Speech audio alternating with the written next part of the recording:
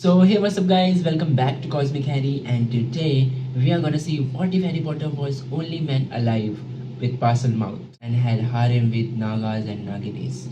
So if you are new to this channel, please make sure to subscribe and like the video. We are super close for 10k subscribers, so it means a lot. So if you'll subscribe, it will be highly appreciated. So without any further delay, let's get straight to the video. Potter, on your left. Harry didn't think. His body moved before Dawlish's warning finished echoing through the warehouse, and the curse that would have taken his head off scorched past his ear close enough to singe hair. He hit the ground rolling, wand already up, and his stunner caught the smuggler mid-chest with enough force to launch the man backward into a stack of crates. Glass shattered. Something inside those crates hissed. Bloody hell! There's more of them than intel suggested. Dawlish growled from behind an overturned table. 3 more stunners flew from his position, and Harry heard 2 bodies drop. Whoever sold us this tip deserves a kick in the teeth.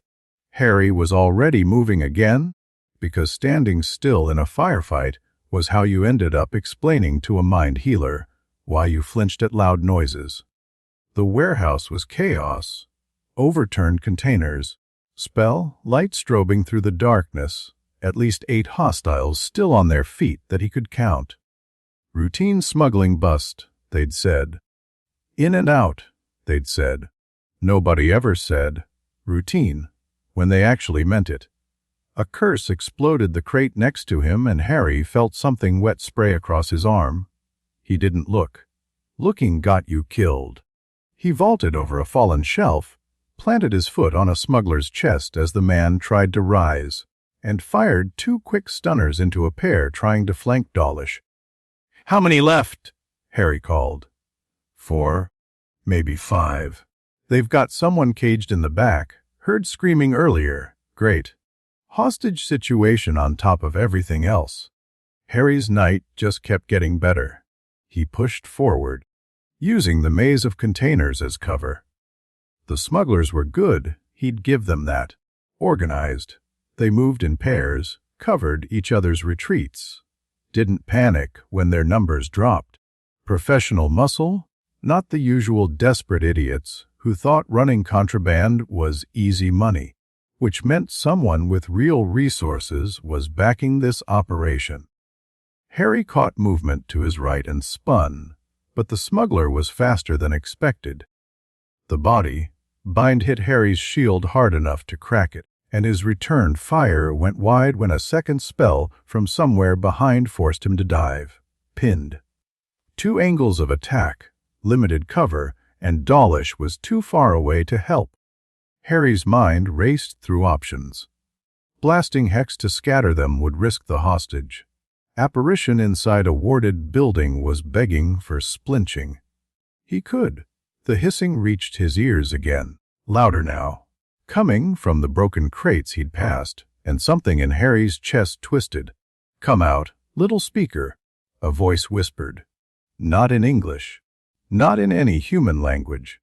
The words slid into Harry's brain like oil, familiar and wrong at the same time. "We know what you are. We've been waiting so long." Harry's wand arm faltered. That voice, that language. He hadn't heard it since the chamber, since the locket, since... "No," he hissed back, and the word came out wrong. Sibilant, serpentine, Parsel tongue. He'd lost it when Voldemort died. Everyone said so. The fragment of soul that had given him the ability was gone, destroyed, and Harry had been quietly relieved. One less reminder of the connection he'd never wanted. But the word had come out in the snake tongue anyway, and now Harry could feel something stirring in his blood. Something old. Something that had been sleeping for 3 years, and was suddenly... "Harry." Dawlish's voice seemed to come from very far away. "Harry, you all right? You've gone quiet." The smugglers had stopped firing too. Harry could hear them muttering to each other, confused by the sudden ceasefire. But his attention was fixed on the shapes emerging from the shattered crates. Snakes. dozens of them, black scales gleaming in the spell light, bodies ranging from garden snake small to boa constrictor massive. They should have been dead from the impact, the cold, the chaos. Instead, they were flowing across the warehouse floor toward him, and Harry's blood was singing.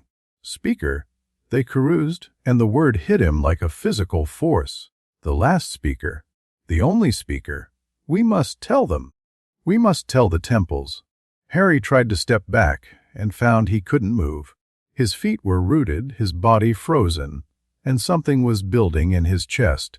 Pressure, heat, power he didn't recognize and couldn't control. Harry! Dawlish appeared at his shoulder, face pale in the darkness. What the hell is happening? Why aren't you? He saw the snakes and his wand came up. Bloody Merlin, don't. Harry's voice cracked out like a whip, and the word was pure Parsel tongue.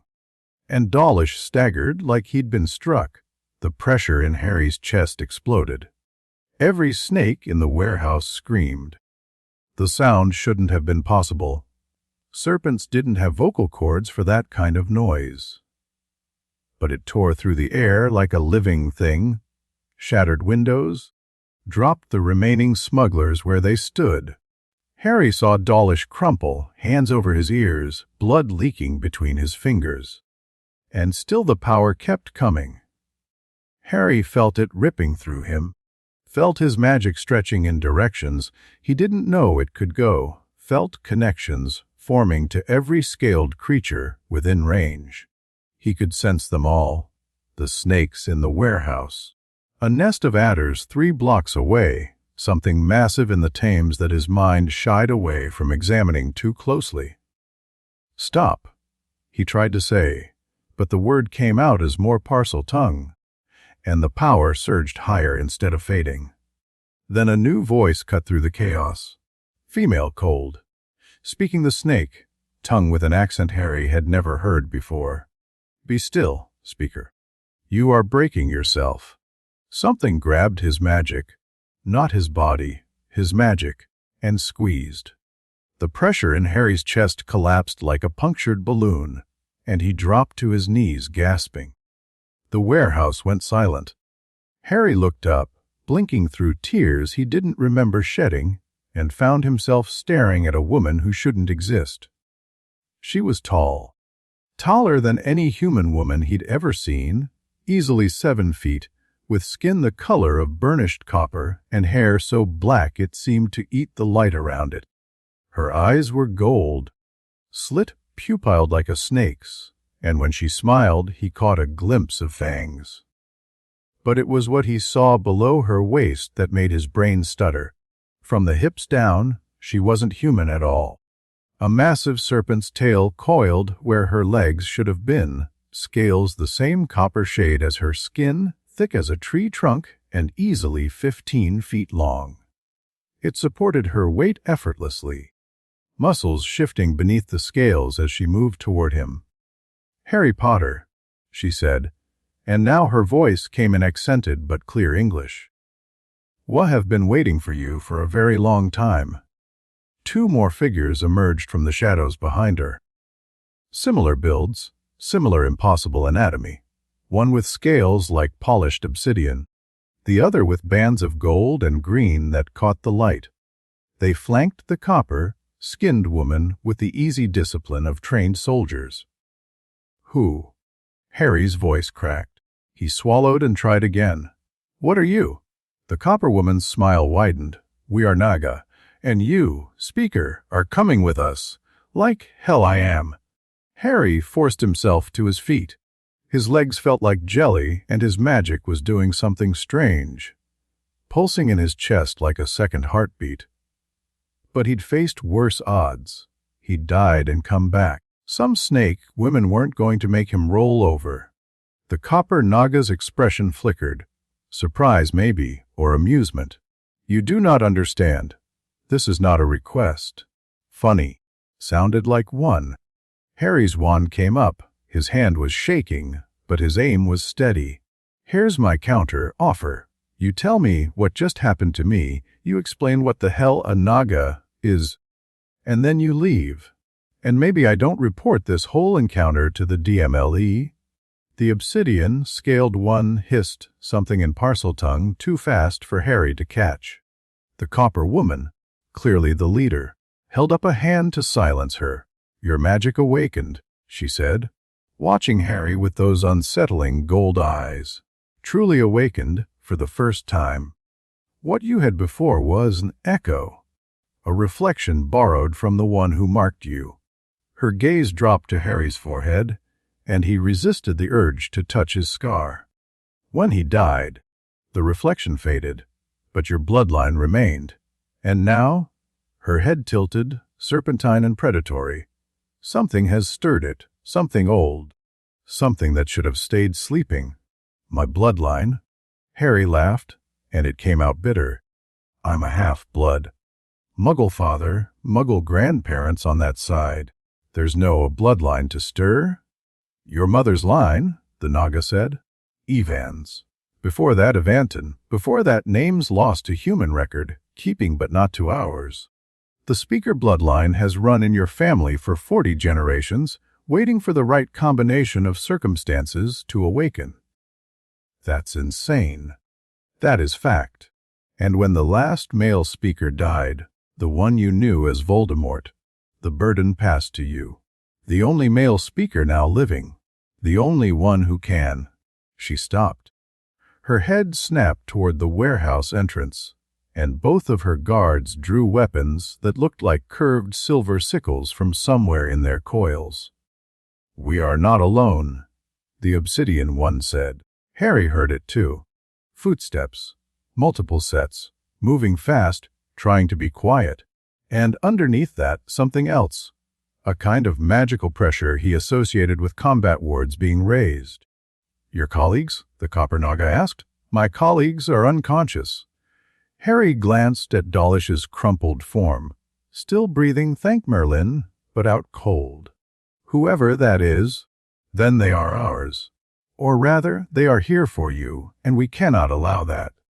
The Naga's voice hardened. "We leave. Now." "I'm not going anywhere with." The wall exploded. Harry threw himself flat as chunks of brick and mortar screamed overhead. Through the dust and debris, he saw figures pouring through the breach. Black robes, silver masks, moving with the terrifying precision of trained killers. Not Death Eaters. The masks were wrong, and the dark mark was gone from the world. But whoever they were, they fought like people who'd done this 1,000 times before. Kill the serpents. Someone barked, "Take the speaker alive." A sickle flashed in the darkness, and one of the attackers went down screaming, throat open to the spine. The obsidian Naga was already moving to intercept 3 more. Her tail lashing out to sweep legs from under them while her blade carved precise arcs through the air. Harry didn't have time to process what "take the speaker alive" meant or who these people were. Survival instinct kicked in and he started firing. Stunners, body, binds, a bludgeoning hex that sent one masked figure flying into another. The Copper Naga appeared at his side, moving faster than something her size should be able to. "Stay close to me, speaker. The Ebon Circle has been hunting your kind for centuries. They will not hesitate to cripple you if taking you whole proves too difficult." "The what?" "Later. Fight now." A curse screamed past Harry's ear and he ducked, pivoted, sent a reductor back along its trajectory. The caster dodged, but Harry was already moving, years of Auror training and a war's worth of combat experience taking over. 3 more masked figures converged on him. He took the first one down with a snap stunner, blocked the second's curse with a shield that shattered on impact, and had to throw himself sideways to avoid the third's surprisingly vicious cutting hex. The gold and green Naga intercepted the third attacker before Harry could recover, her tail wrapping around the man's torso and squeezing. Bones cracked. The man screamed. "We need to leave," the copper one said. "There will be more coming." The circle does not deploy in numbers this small unless they have reinforcements staged. I'm not leaving Dawlish. Your companion will not be harmed. They want you, speaker. Only you. That's not. An explosion somewhere near the ceiling cut him off. Harry looked up in time to see the roof supports groaning, buckling, beginning to give way. No time. The copper Naga's tail lashed around Harry's waist before he could react, pinning his arms to his sides. Saria! Clear us a path. The obsidian one. Saria snarled something in Parsel tongue and threw something at the far wall. Not a spell. Some kind of device that looked like a snake eating its own tail. Reality folded. Harry had apparated thousands of times. Side-along solo, short, range and continental. This was nothing like that. This was being squeezed through a hole that didn't exist, twisted through dimensions that shouldn't be there, and spat out the other side like the universe was trying to cough up a hairball. He landed on smooth stone, gasping, and immediately tried to roll away from his captor. Her tail tightened. Be still. The transport is disorienting for those not accustomed to it. Let me go. When I am certain you will not immediately attempt to flee into a place you do not know and cannot survive. Harry's vision was clearing. He was in some kind of chamber, vast, lit by phosphorescent moss that clung to walls carved with intricate serpentine patterns. The air was warm, humid, and carried a scent like rain on hot stone. More Naga were emerging from archways around the chamber's perimeter. Dozens of them. Males and females both, though the males were smaller, more humanoid in build, with tails that looked almost vestigial. They stared at Harry with expressions ranging from awe to hunger to something that looked uncomfortably like calculation. "What is this place?" Harry demanded. "The Southern Temple. Our home for the past 3,000 years. The copper Naga's tail finally loosened enough for him to step away. And now, temporarily, yours as well. I didn't agree to any of this. No, you did not." Her gold eyes met his, and for the first time, Harry saw something like respect in them. "Which is precisely why we must speak. Vasuki will want to meet you immediately." "Who the hell is Vasuki?" "I am." The crowd parted. The Naga who emerged made the copper one look small. She had to be 12 feet tall at least, with scales the color of aged ivory and eyes like molten amber. Her presence hit Harry like a physical weight, magic, old and vast and patient, pressing against his senses like the deep ocean pressing against a diving bell. "Harry Potter," she said, and her voice resonated through the chamber like a struck bell. "The last male speaker, the one we have awaited for 600 years." She smiled, and it was beautiful and terrible and made Harry want to run. "Welcome to your new life." Saria watched the speaker's reaction with something between amusement and grudging respect. Most humans who met Vasuki for the first time either collapsed into terrified worship or tried to attack. Potter did neither. He stood his ground, wand still in hand, and met the high priestess's gaze with the kind of defiant stubbornness that usually got people killed. New life," he repeated flatly. "Right. Let me guess. Ancient prophecy, chosen one. Fate of the world rests on my shoulders. Because I've done that already, and I wasn't impressed." A ripple of shock went through the assembled Naga. Nobody spoke to Vasuki like that. Nobody dared. Saria saw warriors reaching for weapons and priests, clutching their sacred implements, waiting for the high priestess to give the order that would put this insolent human in his place. Vasuki laughed. It was a rich, genuine sound that Saria hadn't heard from her leader in centuries. The tension in the chamber shifted, confused, as the high priestess descended to Potter's level, an unprecedented gesture of respect. "No prophecy," Vasuki said. "No world-ending catastrophe that requires your intervention. At least, not precisely." She circled Potter slowly, her massive tail leaving trails in the stone dust. What we have is a simpler situation. Our people are dying, Speaker. Slowly, over generations. But dying nonetheless. And you are the only one who can save us. Because I can talk to snakes. Because you can father children who can talk to snakes. Children who can walk between our world and yours. Children who can restore what was lost when the last great alliance was broken. Potter's expression went very still. Saria recognized that look. She'd seen it on warriors who just realized they were surrounded. You brought me here, he said slowly, to breed. Why brought you here to offer you a choice? The first genuine choice you may have had since you were 11 years old, and a letter arrived that changed everything. Vasuki's voice softened, just slightly. I have studied your people's history. Speaker, I know what you've endured, the manipulations, the prophecies, the wars fought using you as a weapon. We do not intend to repeat those mistakes. Then let me leave, if you wish, after you understand what you would be leaving behind. Potter's laugh was sharp and bitter. Of course. Stay just long enough to hear our pitch, and then you're free to go. Never actually free. Just free after you've done what they want. Saria moved before she consciously decided to. She stepped forward, putting herself between the speaker and the high priestess, and felt the weight of 100 stares pressing against her scales. He doesn't trust us, she said in the common tongue, so Potter could understand. He has no reason to.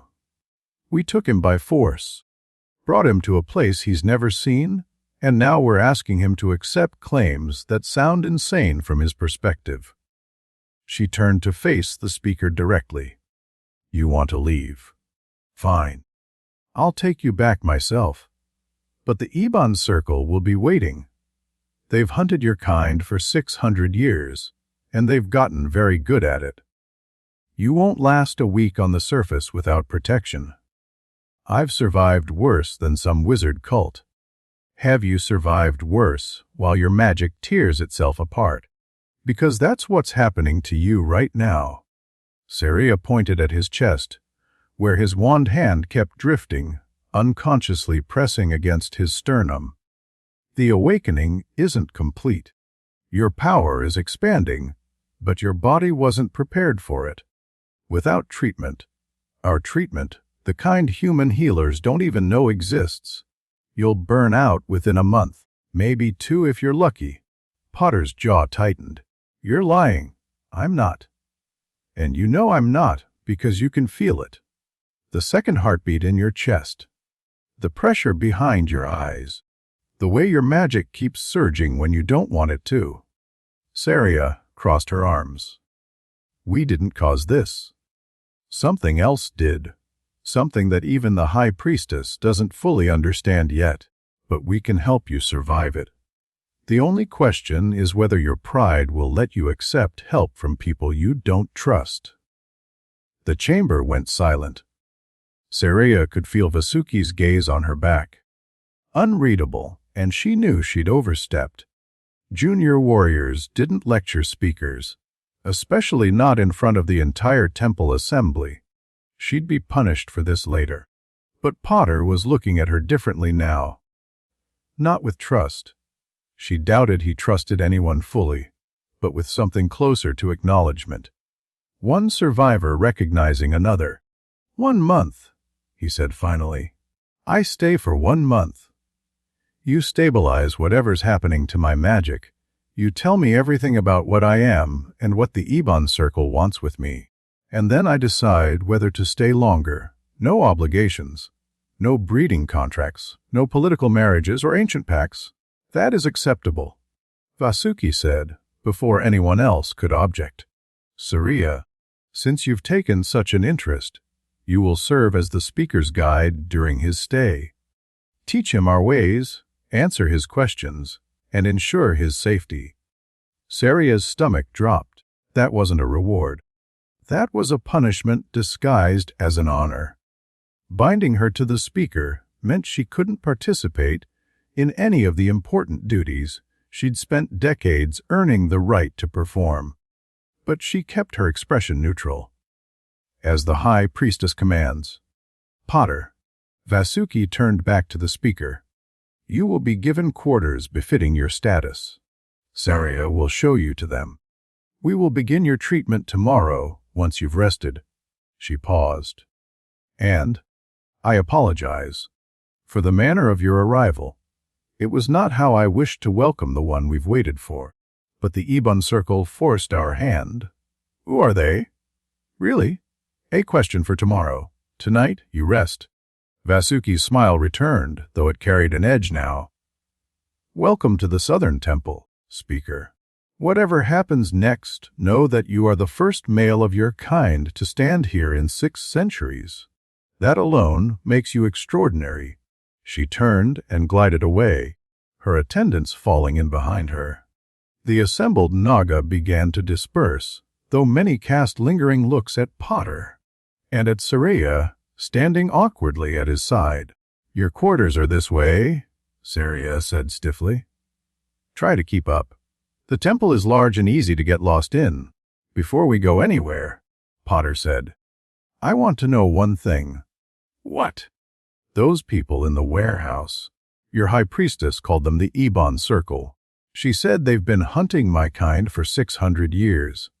His green eyes fixed on hers, and Saria was struck by how intense they were.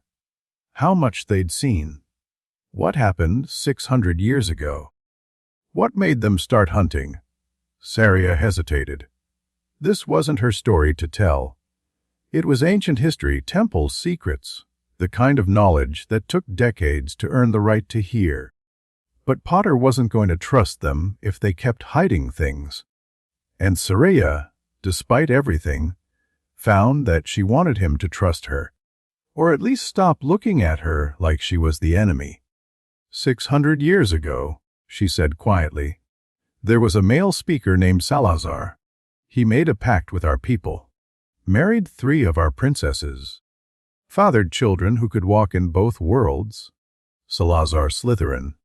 Yes, but the pact wasn't popular. Some wizards feared what would happen if our peoples merged. They formed a group dedicated to preventing it, to ensuring that speakers and Naga never united again. Saria's tail curled unconsciously. They called themselves the Ebon Circle, and their first act was to murder Salazar's Naga wives and their children. Potter's face had gone pale. The Chamber of Secrets. A tomb, originally. Salazar built it to hide his surviving family from the Circle. But the Circle found it anyway. They found everything, eventually. Saria turned away. The war lasted a century. By the end, every male speaker except Salazar himself was dead, and we had retreated to our temples, sealed away from the world. Salazar spent the rest of his life hunting Circle members, but there are always more. And when Voldemort died, you became the last, the only, the one the Circle has been waiting 600 years to find. Saria looked back at him. Do you understand now? You're not just a speaker. You're the key to everything. Reconciliation or extinction, alliance or annihilation, and everyone on every side wants to control what you become. Potter was quiet for a long moment. When he spoke, his voice was tired in a way that had nothing to do with physical exhaustion. Story of my life. The quarters they gave him were nicer than anything Harry had lived in since he was 17. The chamber was carved from smooth stone that somehow felt warm to the touch, with a bed that looked like it could fit 4 people comfortably and was covered in fabrics that probably cost more than his or her salary. Phosphorescent motes provided soft lighting, and a pool of clear water in one corner served as, he assumed, a bath. Harry sat on the edge of the bed and tried to process the last 3 hours of his life. Naga, ancient snake, people who'd been hiding in temples for 6 centuries, waiting for a male Parselmouth to appear. And not just any Parselmouth, one from the bloodline, whatever that meant. His mother's family, apparently, going back 40 generations. He'd always known his mother was special. Everyone said so. Brilliant, talented, loved by everyone who met her. But this was something else entirely. And then there was the Eben Circle, a secret society of wizards dedicated to keeping humans and Naga apart, willing to murder children to achieve that goal. They'd been hunting Parselmouths for 6 centuries, and now they were hunting him. Harry laughed bitterly. Of course they were. Because his life couldn't just be normal, could it? He couldn't just work his horror job and visit Ron on weekends and pretend to be a regular person. No, he had to be the chosen one again. The last of his kind again. The target of forces he didn't understand again. A knock at the door interrupted his spiraling thoughts. What? The door opened and Soraya slithered in, carrying a tray of food. Harry watched her move. She was disturbingly graceful for someone whose lower body was a 15-foot snake tail. Her scales caught the moss light, gleaming like polished obsidian. "You need to eat," she said flatly. "The awakening burns energy. If you don't replace it, you'll collapse. I'm not hungry. I don't care. Eat anyway." She set the tray on a table near the bed. The food looked surprisingly normal. Roasted meat, some kind of vegetable that might have been a sweet potato, fruit Harry didn't recognize. Unless you'd rather explain to Vasuki why you died of magical exhaustion before she could even start treating you. Would that be so bad? For you, I mean. I saw how she looked at you when she assigned you to me. That wasn't a reward. Soraya's expression flickered. You're perceptive. For a human. I've had practice reading people who don't like me. I don't dislike you. I don't know you well enough to dislike you. She crossed her arms, which had the effect of emphasizing how muscular they were. Warrior caste, the copper one, had called her. Harry believed it. I dislike being taken off my regular duties to babysit someone who doesn't want to be here and will probably try to escape the first chance he gets. Will I be able to? Escape, I mean? No. The temple is warded in ways your ministry hasn't invented yet. And even if you got past the wards, you'd be in the middle of a desert with no supplies and no idea which direction leads to civilization. Soraya's smile was thin.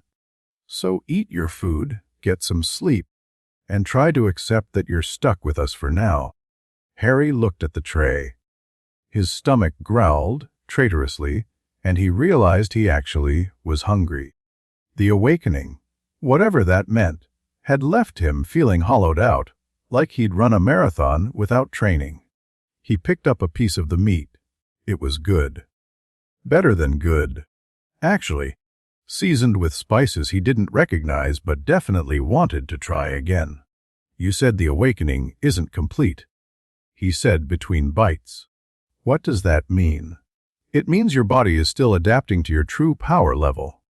Parselmouths are born with their abilities, but those abilities are, dormant. Sleeping. They only fully activate when certain conditions are met. What conditions? Usually, a near-death experience. Contact with a powerful serpent. Extreme emotional trauma. Soraya shrugged. In your case, it seems to have been triggered by something external. We're not sure what yet. Harry thought about the pressure he'd felt in the warehouse. The way his magic had surged when the snakes called to him. The sense of something vast and old-stirring, reaching out. When I had the awakening, he said slowly, I heard something. In my head. A voice, but not like the snakes. Older, angrier. Soraya went very still. What did it say? I don't remember exactly. Something about being bound, being forgotten, wanting to be free. Did it give a name? No. Why? Do you know what it was? Soraya's face had gone pale beneath her dark scales. She looked, for the first time since Harry had met her, genuinely frightened. I need to speak with Vasuki, she said. Stay here? Don't open the door for anyone except me." "What? Why, what's—" But she was already gone, the door slamming behind her. Harry stared at the closed door for a long moment. Then he looked down at his half-eaten meal and sighed. Great, more secrets, just what I needed. He finished eating anyway. Whatever was going on, he had a feeling he'd need his strength. Vasuki's private chambers were deep in the temple's heart, past layers of wards and guards that would have stopped a small army. Saria had clearance to pass them all. One of the few privileges of her warrior, caste rank. But she'd never actually used that clearance before. She found the high priestess in her meditation pool, coiled in water that steamed gently in the cool air. Vasuki's eyes were closed, but Saria knew better than to think she was unaware of her visitor. "You have news," Vasuki said without opening her eyes. The speaker heard a voice during his awakening, a bound entity, angry, ancient, wanting freedom. Vasuki's eyes snapped open. "Describe it." "Everything he said, exactly." Saria repeated Potter's words as precisely as she could remember. When she finished, Vasuki's expression had gone hard in a way Saria had never seen before. "That cannot be," the high priestess said. "The seal was built to last 10,000 years. It has been only 3. High priestess. What? Kalia. The name fell from Vasuki's lips like a curse. The bound king. The reason we retreated to the temples in the first place. She rose from the pool, water streaming from her ivory scales. If his seal is weakening enough for him to reach a speaker, we have less time than I thought. Time for what? For everything. For the alliance we hope to build. For the children we hope Potter would give us. For the war we hope to avoid." Vasuki's tail lashed the water into waves. Kalia was the first of us, the most powerful. He believed the Naga should rule over humanity, not live alongside them. When the pact with Salazar was made, Kalia saw it as weakness, as pollution of our bloodlines. Saria felt cold despite the steam. She knew the stories, of course. Every Naga did. But they were supposed to be ancient history, legends, not immediate threats. "He started a war," Vasuki continued. "Naga against Naga, temple against temple. Thousands died before he was finally defeated and sealed away. The seal was keyed to speakers, specifically to male speakers. They were the only ones who could strengthen it or weaken it. And when Voldemort died, the seal lost its anchor. It began to degrade immediately, but slowly. We estimated it would hold for at least another century." Vasuki's golden eyes fixed on Saria. "If Kalia can already reach Potter, we were wrong. The degradation is accelerating. What do we do? What we came here to do, but faster. Potter must be trained. His powers must be stabilized, and he must choose, actually choose, without coercion, to ally with us. Because if Kalia breaks free and Potter is not strong enough to face him," Vasuki's voice dropped, "then everything ends. The temples, the alliance, your people and his, everything." Saria absorbed this. It was a lot to absorb. "He won't cooperate if he thinks we're manipulating him," she said finally. "He's been manipulated his entire life. He can smell it. Then don't manipulate him. Tell him the truth. All of it, including the parts that make us look bad. Let him choose with full knowledge of the stakes. And if he chooses to leave anyway." Vasuki was silent for a long moment. When she spoke, her voice was heavy with the weight of centuries. "Then we pray he's strong enough to stop Kalia alone, because we certainly won't be." Harry dreamed of fire. Not ordinary fire, green fire, the color of killing curses and poison magic, burning through a city that looked like it had been carved from a single massive stone. Naga fled through the streets, their scales scorched, their screams echoing off walls that were already beginning to melt, and above it all a shape, massive serpentine. Not a Naga, Something older, something wrong. Its scales were black as void, and its eyes were pits of absolute darkness. And when it opened its mouth, the fire that poured out was the fire of the world's ending. Little speaker. The voice was the same one he'd heard in the warehouse, older than mountains, colder than space. You hear me now. You feel my chains weakening. Come to me. Free me. And I will give you power beyond anything your kind has ever known. Harry wanted to run, but his dream body wouldn't obey. He could only watch as the massive shape descended toward him. As those void eyes fixed on his face, as a mouth large enough to swallow buildings opened wide, he woke up screaming. Saria was there. She must have been waiting outside his door, because she was through it before Harry's scream finished echoing, her sickle drawn and her body coiled for combat. What happened? Are you hurt? Harry pressed his hands against his eyes, trying to force his heart to slow down. Dream. Just a dream. Tell me. He did. When he finished, Saria's face was grim. It wasn't just a dream, she said. Kalia is reaching out to you, trying to make contact, to establish a connection he can use to influence you. Who the hell is Kalia? Saria sat down on the edge of his bed, which would have felt intimate if her expression wasn't so serious. The Bound King, the first and most powerful Naga ever born. 3,000 years ago, he tried to enslave humanity. My people stopped him barely and sealed him away beneath the earth. And now his seal is breaking. Yes. Vasuki thinks your awakening accelerated it. Or maybe the seal was already failing. And that's what caused your awakening. Either way, Kalia is aware of you now. And he wants you. Wants me for what? The seal is keyed to male speakers. You can strengthen it or break it. If Kalia can turn you to his cause, convince you to free him willingly, the seal will shatter completely. Saria's dark eyes met his. You're not just a political prize anymore, Potter. You're everyone. The temples, the Ebon Circle, Kalia himself, is going to try to control you. Harry laughed. It came out broken and bitter. So it's exactly like last time.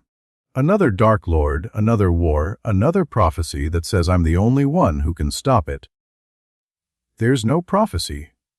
There's just you and your choices, and what you decide to do with the power you've been given.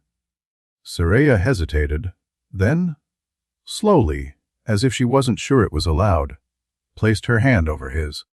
I know you don't trust us. I know you think we're just another group trying to use you. But Kalia is real, and he's dangerous. And right now, you're the only thing standing between him and the destruction of everything I've ever known. Her hand was warm. Warmer than Harry expected, given the scales. He looked down at it, then up at her face. You're scared, he said. Terrified? Good. Scared people don't lie as much. He turned his hand over, let his fingers curl loosely around hers. I'm not promising anything. I'm not agreeing to be your weapon, or your stud horse, or whatever else you had planned. But if there's really some ancient monster trying to break free and destroy the world, I've stopped those before. I can probably stop this one too. You'd do that, even for people who kidnapped you. I'm not doing it for you. I'm doing it because it's the right thing to do. Harry smiled, and it felt strange on his face, like he'd forgotten how. Plus, if this Kalia character is as bad as you say, he'll go after the wizarding world too. I've got friends, family. I'm not letting some snake god burn everything while I sulk about my feelings. Saria stared at him for a long moment. Then, incredibly, she laughed. You're not what I expected, she said. Good. I hate being predictable. Vasuki said to tell you the truth. All of it, including the parts that make us look bad. Saria squeezed his hand once, then released it. Tomorrow I'll start your training. But tonight, I'll answer any questions you have. Honestly, no manipulation, no half-truths. Any questions?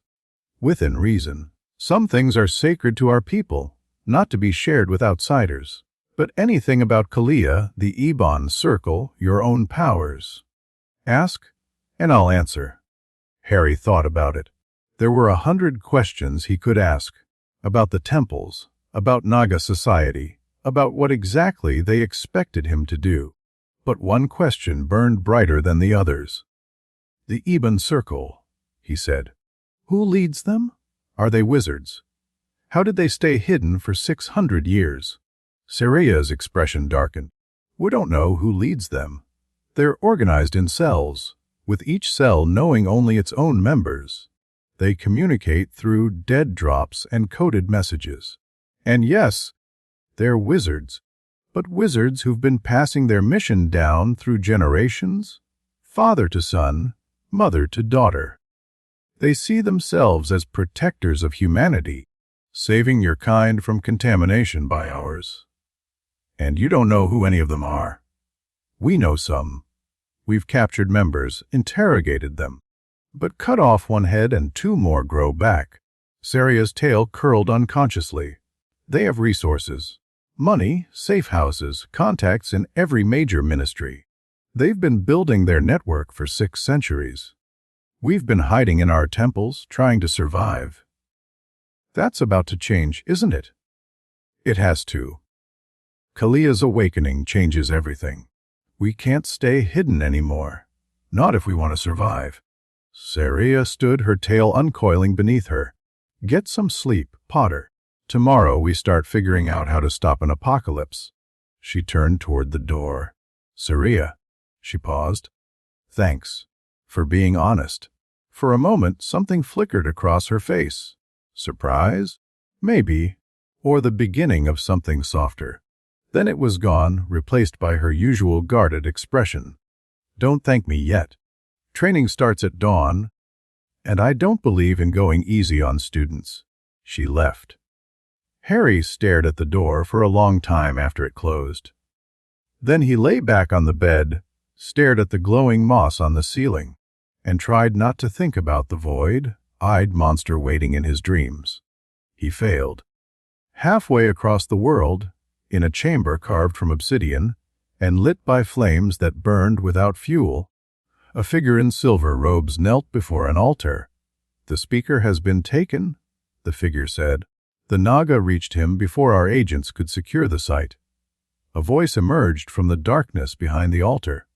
Ancient, cold, patient. We're the Southern Temple, Vasuki's stronghold. Our agents within the temple confirm he arrived 3 hours ago. And Vasuki's intentions. Unclear. But given the circumstances, we must assume she plans to use him against the seal. The voice was silent for a long moment. When it spoke again, there was something almost like anticipation in its tone. Let her try. The boy is untrained, unstable, and surrounded by enemies he doesn't yet know exist. By the time he understands what he's truly facing, it will be too late. And if Vasuki manages to stabilize him, if she turns him into a weapon, then we will do what we have always done, what the Ebon Circle has done for 6 centuries. The voice paused. We will find him. We will break him. And we will ensure that no speaker ever threatens the separation again. The figure in silver rose, bowed once, and departed. In the darkness behind the altar, something stirred. Something that had been waiting a very, very long time. Soon, it thought. Soon. And far below the earth, in a prison of ancient magic and forgotten sorrow, something opened its eyes and smiled. Chapter 1 Yid, Chapter 2 Serpent's Welcome. Harry's feet hit the training ground hard enough to rattle his teeth, and he barely got his wand up before Saria's tail swept his legs out from under him again. Too slow, she said, circling him with that predatory grace. You're thinking in straight lines. Combat isn't linear. Harry spat dust and pushed himself up. His entire body ached. They'd been at this for 4 hours, and he hadn't landed a single hit. Maybe if you'd actually teach me something instead of just beating me into the ground. Saria's sickle stopped an inch from his throat. He hadn't even seen her move. "Lesson 1," she said quietly. "Your enemy will not wait for you to be ready. Your enemy will not explain their techniques. Your enemy will exploit every weakness, every hesitation, every moment you spend complaining instead of adapting." She withdrew the blade. Again, Harry attacked. He'd learned in the war not to telegraph his moves, to let his magic flow through instinct rather than conscious thought. His stunner was fast, precise, aimed at center mass. Saria wasn't there. She dropped low, her tail coiling beneath her like a spring, and then she was inside his guard, one hand closing around his wand wrist while the other pressed against his chest. "Dead?" she said. "If I were an Ebon Circle assassin, you'd be bleeding out right now. You're faster than any human. So is everyone who wants to kill you. The Circle employs enhanced wizards, blood magic practitioners, creatures you've never heard of. If you can't beat me, you won't survive them." Harry wrenched his arm free and stepped back, breathing hard. The training ground was a massive chamber deep in the temple, with sand floors and walls covered in targets, weapons, and what looked like obstacle courses designed by a sadist. Other Naga warriors trained in small groups around the perimeter, and Harry could feel their eyes on him. Judging, measuring. Finding him wanting? "Fine," he said. "Then teach me how to be faster. Teach me how to fight like you do? I can't. Your body isn't built for our combat style, but I can teach you to fight smarter." Saria sheathed her sickle and crossed her arms. "Your magic is your greatest weapon, but you're using it like a club. Stunners, shields, the occasional curse. Basic aura techniques that any competent fighter can predict and counter. Those basic techniques helped me kill Voldemort. Voldemort was arrogant. He assumed his power made him invincible. So he never bothered learning actual combat skills. The enemies you're facing now don't have that weakness." Saria gestured to the center of the training ground. "Your awakening gave you access to abilities no human wizard has possessed in 6 centuries. Start using them." "What abilities?" "You keep talking about my true power, but nobody's actually explained what that means." Saria's expression flickered. Frustration, maybe, or impatience. Then she sighed and settled into a seated position, her tail curling beneath her like a cushion. "Parsel mouths can speak to serpents. Everyone knows that. But that's just the surface. The deeper ability, the one that made speakers so valuable to our people, is the power to command serpentine magic itself." "What's serpentine magic?" "Magic that flows. Magic that adapts. Magic that finds the path of least resistance and exploits it." Saria picked up a handful of sand and let it trickle through her fingers. "Human magic is structured, rigid. You learn spells, memorize wand movements, follow rules that someone else invented centuries ago. Serpentine magic has no rules. It responds to intent, emotion, instinct. A true speaker doesn't cast spells. They will things to happen, and their magic makes it so." Harry stared at her.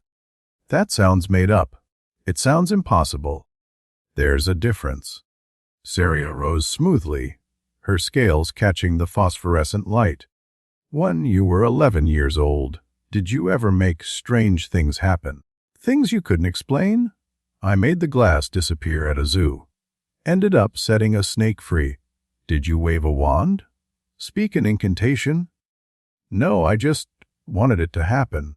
And it did." "Exactly. That was serpentine magic. Raw, untrained, instinctive. Your formal magical education taught you to suppress that instinct, to channel your power through structured forms instead." Saria's gold eyes met his. "We're going to teach you to unlearn all of that." "Great.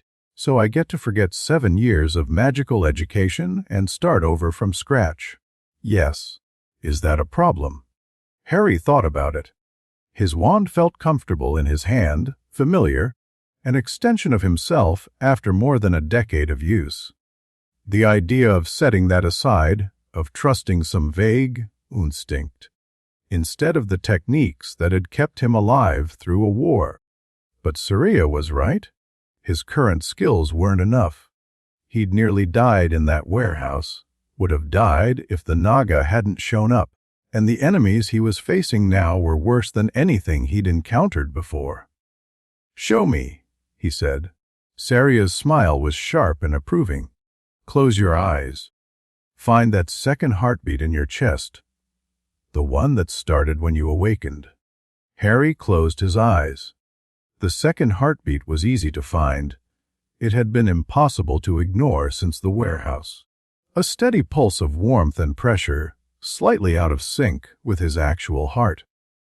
That's your serpentine core, the source of your speaker abilities. Human wizards have a magical core too, but theirs is diffuse, spread throughout their body. Yours is concentrated, focused. Surya's voice was closer now, circling him. "Now, feel the sand beneath your feet, the stone around you, the magic flowing through the temple itself." Harry reached out with his senses.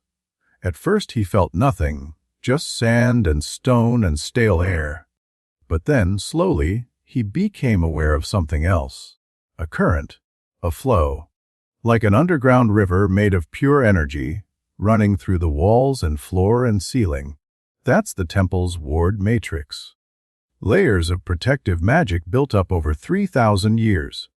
It responds to serpentine power, which is why the Eben Circle has never been able to breach our defenses. Surya's voice dropped. "Now reach deeper, past the wards, past the stone. Find the heartbeat that matches your own." Harry pushed his awareness downward, through layers of rock and ancient magic, through tunnels and chambers he hadn't known existed, down and down until his eyes snapped open. There's something under the temple. Something alive. Vasuki's familiar. A serpent so old and powerful it's become part of the temple itself. Its magic sustains our wards, protects our people, and, when needed, strikes down our enemies. Surya's expression was unreadable. You sensed it in seconds. Most speakers take weeks to reach that level of awareness. Eyes that good. It's unprecedented. And it confirms what Vaki suspected. Your awakening wasn't natural. Something accelerated it, supercharged it. Surya's tail curled unconsciously. "We need to find out what." Before Harry could respond, a ripple of movement swept through the training ground. Warriors were rising, turning toward the main entrance, reaching for weapons. "What's happening?" "Visitors." Surya's hand dropped to her sickle. "Stay behind me." The doors to the training ground swept open, and 3 figures entered. The first was a male Naga, smaller than the females Harry had seen, with scales of deep green and a tail that seemed almost decorative compared to the muscular coils of the warriors. He wore robes of white silk and carried a staff topped with a carved serpent.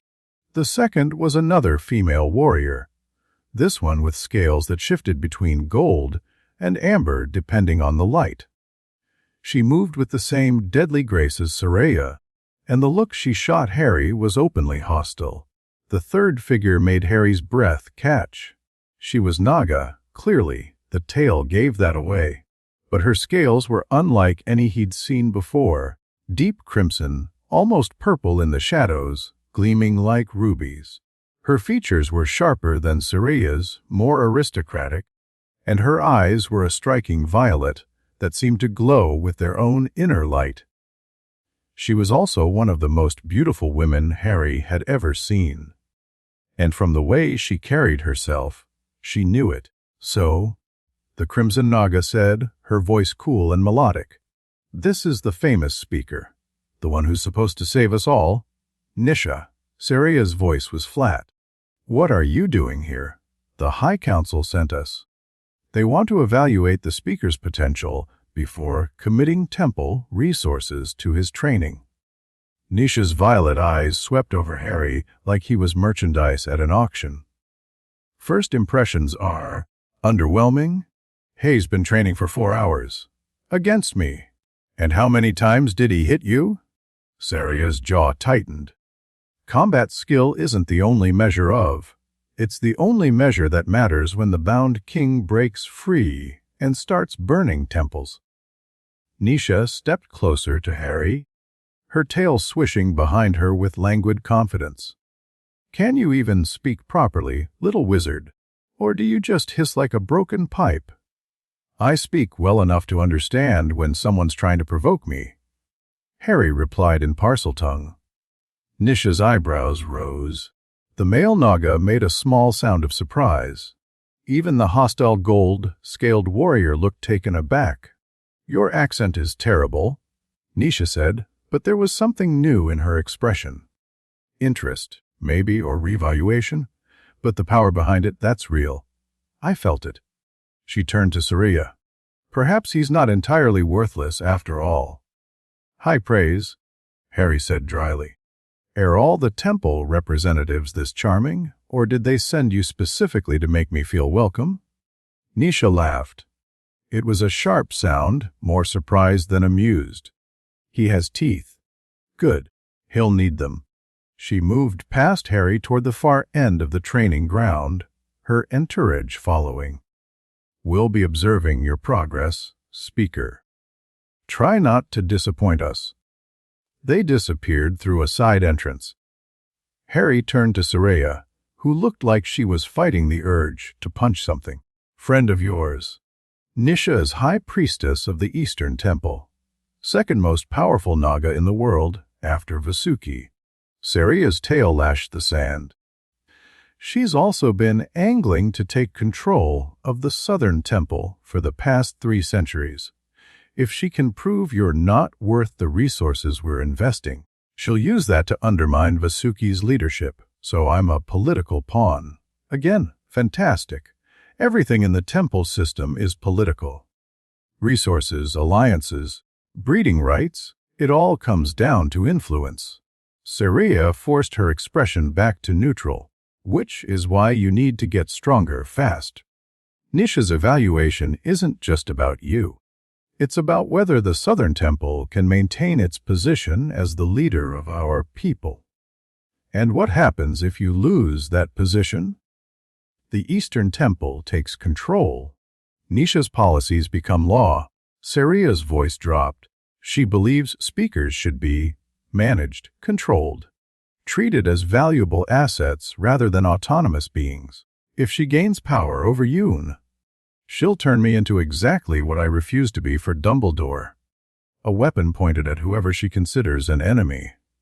Yes. Harry absorbed this. Another player in the game, another faction with its own agenda. He was starting to understand why Vasuki had been so eager to get him on her side. Then let's give her nothing to complain about, he said. You said serpentine magic responds to intent and emotion. What happens if my intent is don't let the scary snake woman win? Saria's lips twitched. Let's find out. The next 3 hours were brutal. Saria pushed him harder than before, and Harry pushed back. He stopped trying to fight like an auror and started trying to fight like a snake. Unpredictable, adaptive, always looking for the angle his opponent didn't expect. It didn't work perfectly. He still ended up in the sand more often than not. But he started landing hits, glancing ones at first, then more solid connections as he learned to read Saria's movements, to anticipate where she'd be instead of reacting to where she was. And something else was happening. Something harder to define. When he stopped thinking about spells and started thinking about effects, knock her down, instead of cast Stupfe, his magic responded differently. It flowed faster, hit harder, moved in ways his wand movements couldn't explain. Once, when Saria caught him in a hold he couldn't break, he wanted to be free so intensely that his magic just pushed. Not a spell, not even a conscious choice. Just pure will made manifest. Saria flew backward 20 feet, and hit the sand hard enough to leave a crater. She lay there for a moment, staring at the ceiling. Then she started laughing. "Good," she said, rising smoothly despite the impact. "That was serpentine magic, raw and uncontrolled, but real. I didn't mean to. Don't apologize. In combat, intention matters more than control." She brushed sand from her scales. "We'll work on focusing that power later. For now, you need rest. And food. And probably a bath. You smell like you've been rolling in desert dust for a week." Harry couldn't argue with any of that. His muscles screamed as he walked back toward his quarters, and he was pretty sure he had bruises in places he hadn't known could bruise. But underneath the exhaustion, something felt different. Lighter. For the first time since the warehouse, his magic wasn't fighting against him. The second heartbeat in his chest had settled into something almost comfortable. He'd barely reached his chamber door when a voice spoke from the shadows. "Harry Potter." Harry spun, wand up, but the figure that emerged was clearly not a threat.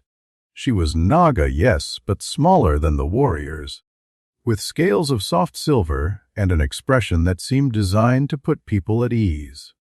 "I apologize for startling you. I'm Mira, one of the temple's healers. The High Priestess asked me to examine you before your treatment begins tomorrow." "Treatment?" "For your awakening instability. Saria explained that your magic is still settling, yes. Left untreated, that instability will continue to cause problems, surges, feedback loops, eventual burnout." Mira gestured toward his door. "May I come in? The examination won't take long." Harry hesitated. His instincts screamed caution, trust no one, verify everything. But Mira's presence felt genuinely benign, and he had been experiencing surges all day. "Fine. But keep your hands where I can see them." Mira's smile was patient. "Of course."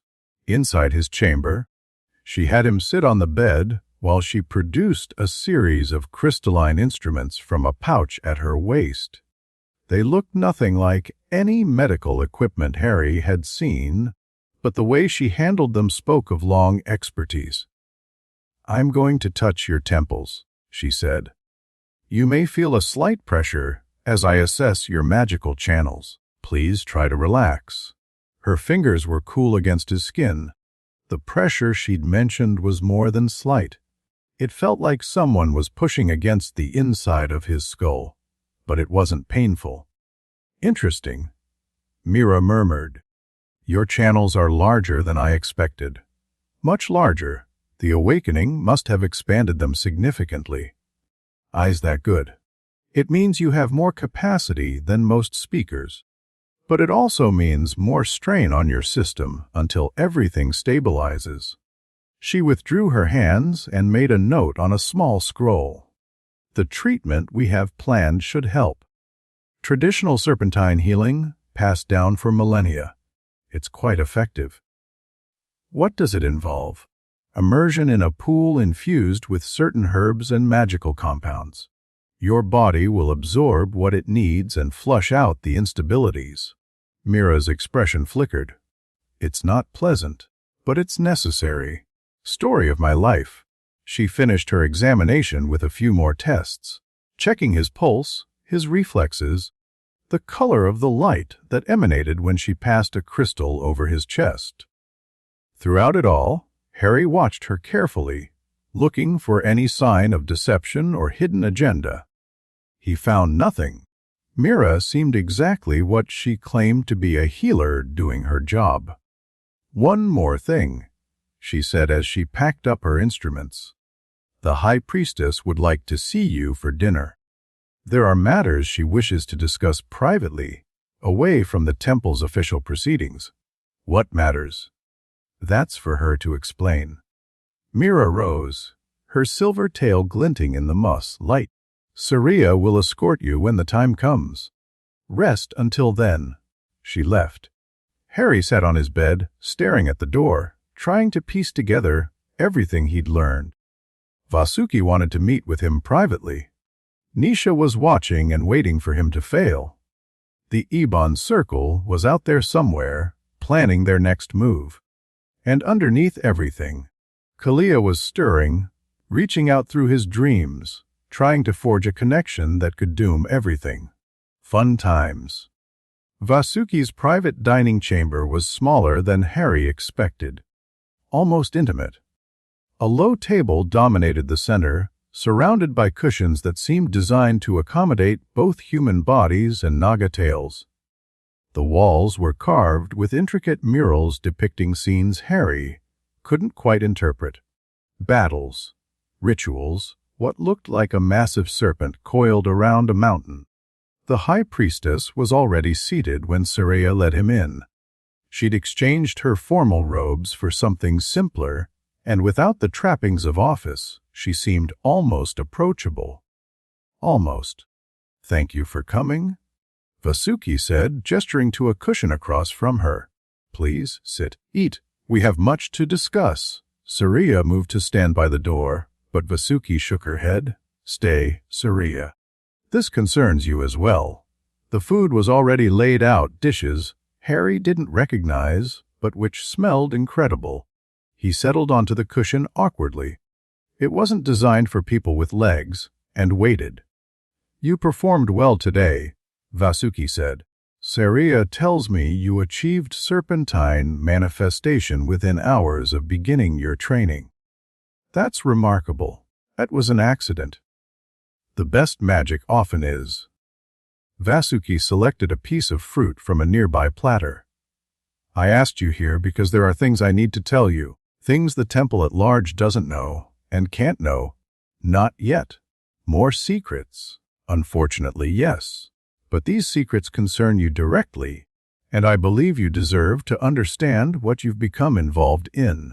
Vasuki's golden eyes fixed on his. "Saraya told you about Kalia, the bound king. Did she tell you why he was bound?" "She said he tried to enslave humanity. That's the simple version. The truth is more complicated." Vasuki set down her fruit and folded her hands. "Kalia was the firstborn of our race, the most powerful Naga who ever lived. But he was also damaged, broken in ways that took centuries to manifest." "Broken how?" "I couldn't connect to anyone. He saw other beings, Naga, humans, every creature he encountered, as tools to be used or obstacles to be destroyed. There was no middle ground, no capacity for genuine relationship."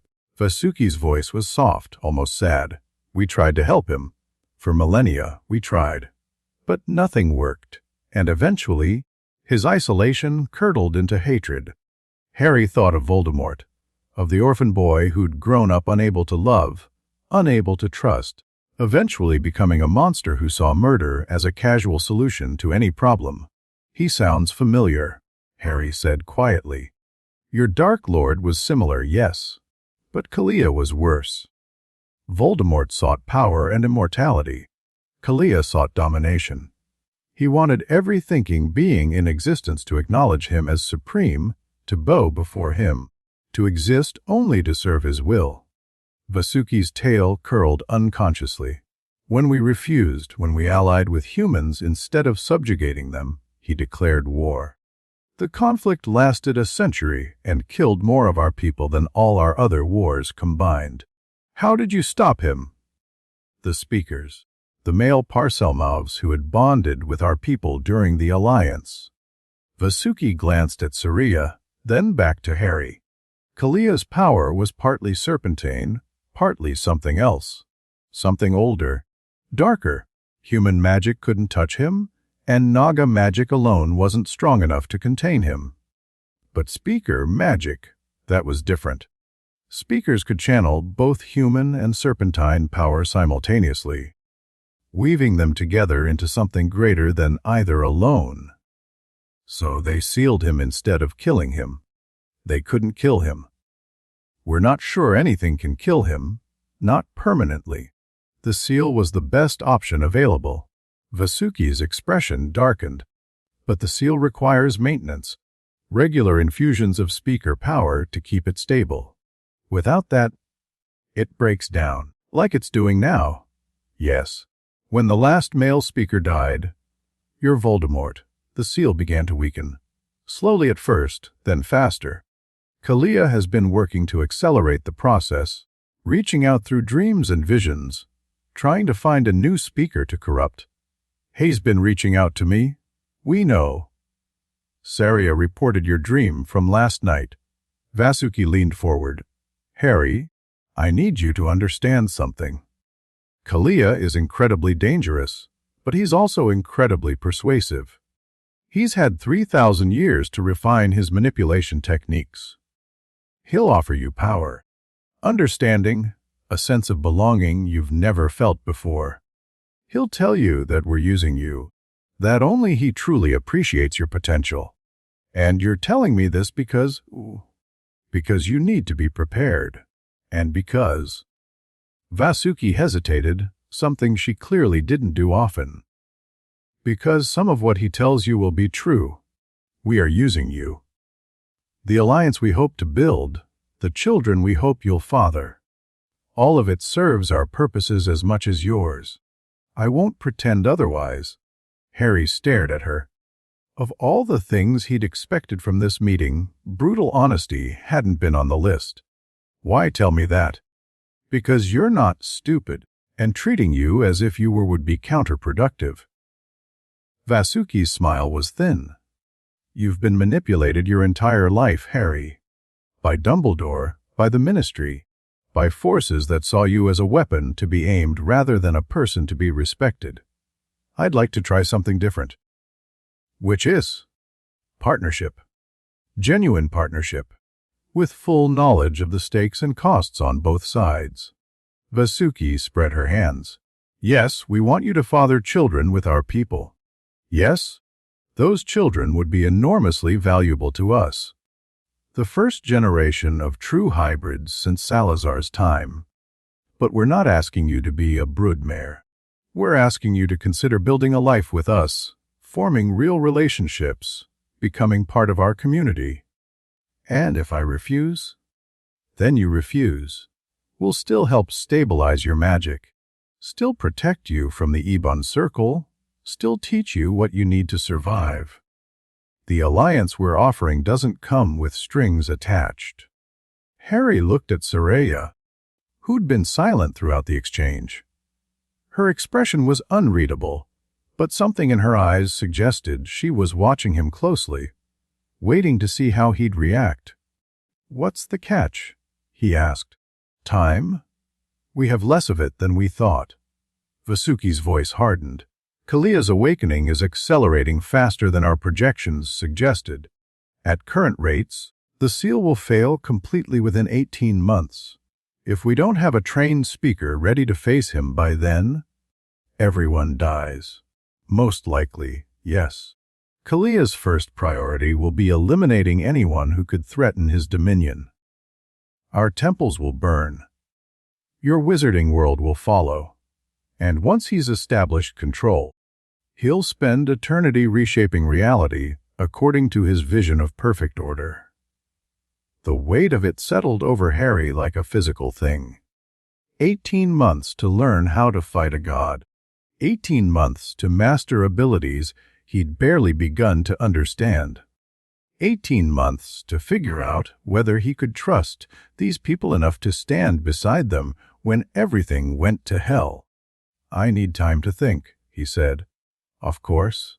Take as long as you need, within reason." Vasuki rose smoothly, her massive tail uncurling beneath her. "But Harry, whatever you decide, please believe this. I genuinely want what's best for you. Not just because you're useful to us, but because you deserve something better than the life you've had. Everyone does." She left through a side door, leaving Harry alone with Soraya and a table full of untouched food. "Is she always like that?" Harry asked. "Like what?" "Honest. Manipulative honesty is still manipulation, but that felt different." Soraya moved from her position by the door and settled onto a cushion near Harry's. Her tail curled around her in a way that was becoming familiar. Vasuki has ruled the Southern Temple for 2,000 years. In that time, She's seen every type of manipulation, every political scheme, every desperate bid for power that beings can conceive. Saraya selected a piece of fruit from the platter and took a bite. She learned a long time ago that the most effective strategy is often the simple one: tell the truth, make your intentions clear, and let people choose freely, because then they feel obligated when you've been straight with them. Sometimes. But also because it builds genuine trust, which is more valuable than coerced loyalty. Saraya's dark eyes met his. She meant what she said, Harry, about wanting what's best for you. I've served her for 2 centuries, and I've never known her to lie about something like that. Harry looked at the food on the table. His appetite had vanished somewhere around the part where Vasuki mentioned the world ending in 18 months. "What about you?" he asked. "What do you want?" The question seemed to catch Saraya off guard. She was quiet for a moment, chewing slowly before she answered. "I want my people to survive. I want Kalia to stay sealed forever. I want the Eben Circle destroyed and our peoples living in peace." She paused. "And I want to not die young in a war I never asked for, which seems increasingly unlikely." "You don't seem like someone who's afraid of fighting." "I'm not afraid of fighting. I'm afraid of losing." Saraya's voice was quiet now, stripped of its usual edge. "I've seen what Kalia's corruption does to people. Naga who turned to his cause, they didn't just die, they became wrong. Twisted versions of themselves, filled with his hatred, his hunger for dominion. If the seal breaks and we're not ready, you're afraid of becoming that. I'm afraid of everyone I love becoming that. Of fighting against people I've known for centuries. Knowing they're not really there anymore." Saraya set down her fruit. "So yes, Harry Potter, I want you to stay. I want you to train until you can fight a god. I want you to fall in love with our people and father children who'll carry on the speaker line. But not because it benefits me politically." "Then why?" "Because if you don't, everything ends. And I'm not ready for that." Harry didn't know what to say to that. So he picked up a piece of fruit instead, took a bite, and tried to pretend his hands weren't shaking. That night, Kalia came to him again. The dream started differently this time. Instead of fire and destruction, Harry found himself standing in a vast underground chamber. The walls glowed with the same phosphorescent moss as the temple, but the light here was wrong. Tinted purple, pulsing like a heartbeat. "You've been speaking with them?" Kalia's voice echoed from everywhere and nowhere. "Learning their version of history. Their justifications for my imprisonment." Harry didn't answer. He was too busy looking for the source of the voice. "They told you I tried to enslave humanity, that I was damaged, that my imprisonment was necessary."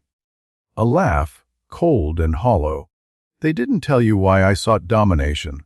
They didn't tell you what humanity did to deserve it." "Enlighten me." The walls shifted. Images appeared in the glowing moss. Scenes of ancient times, before the pyramids, before Stonehenge, before recorded history began. When my kind first emerged, humans were little more than animals. Clever animals, but animals nonetheless. The images showed early humans, primitive, huddled around fires. We lifted them up, taught them language, agriculture, the basics of civilization. We were their gods, their protectors, their guides. The scenes changed. Naga working alongside humans, building structures, conducting rituals. And for a time it was good. We ruled, they served, and both peoples prospered. Another shift, but then the speakers came. Humans who could channel our magic, communicate with us as equals. And my people, foolish, trusting, weak, decided these speakers should be partners rather than servants. Harry watched as the images showed Naga and human speakers standing together, clearly allied. Partnership. Kalia spat. As if equals could exist between gods and insects. The speakers grew ambitious. They wanted more power, more control, more of everything we had to offer. And my people gave it to them, again and again, until we were no longer rulers but pets. That's not how Vasuki tells it. Vasuki is a traitor to our kind. She embraced the alliance, welcomed humans into our temples, allowed them to breed with our females. The disgust in Kalia's voice was palpable. She and her followers see submission as partnership, weakness as wisdom. They've forgotten what we truly are. The images shifted one final time. Now they showed war.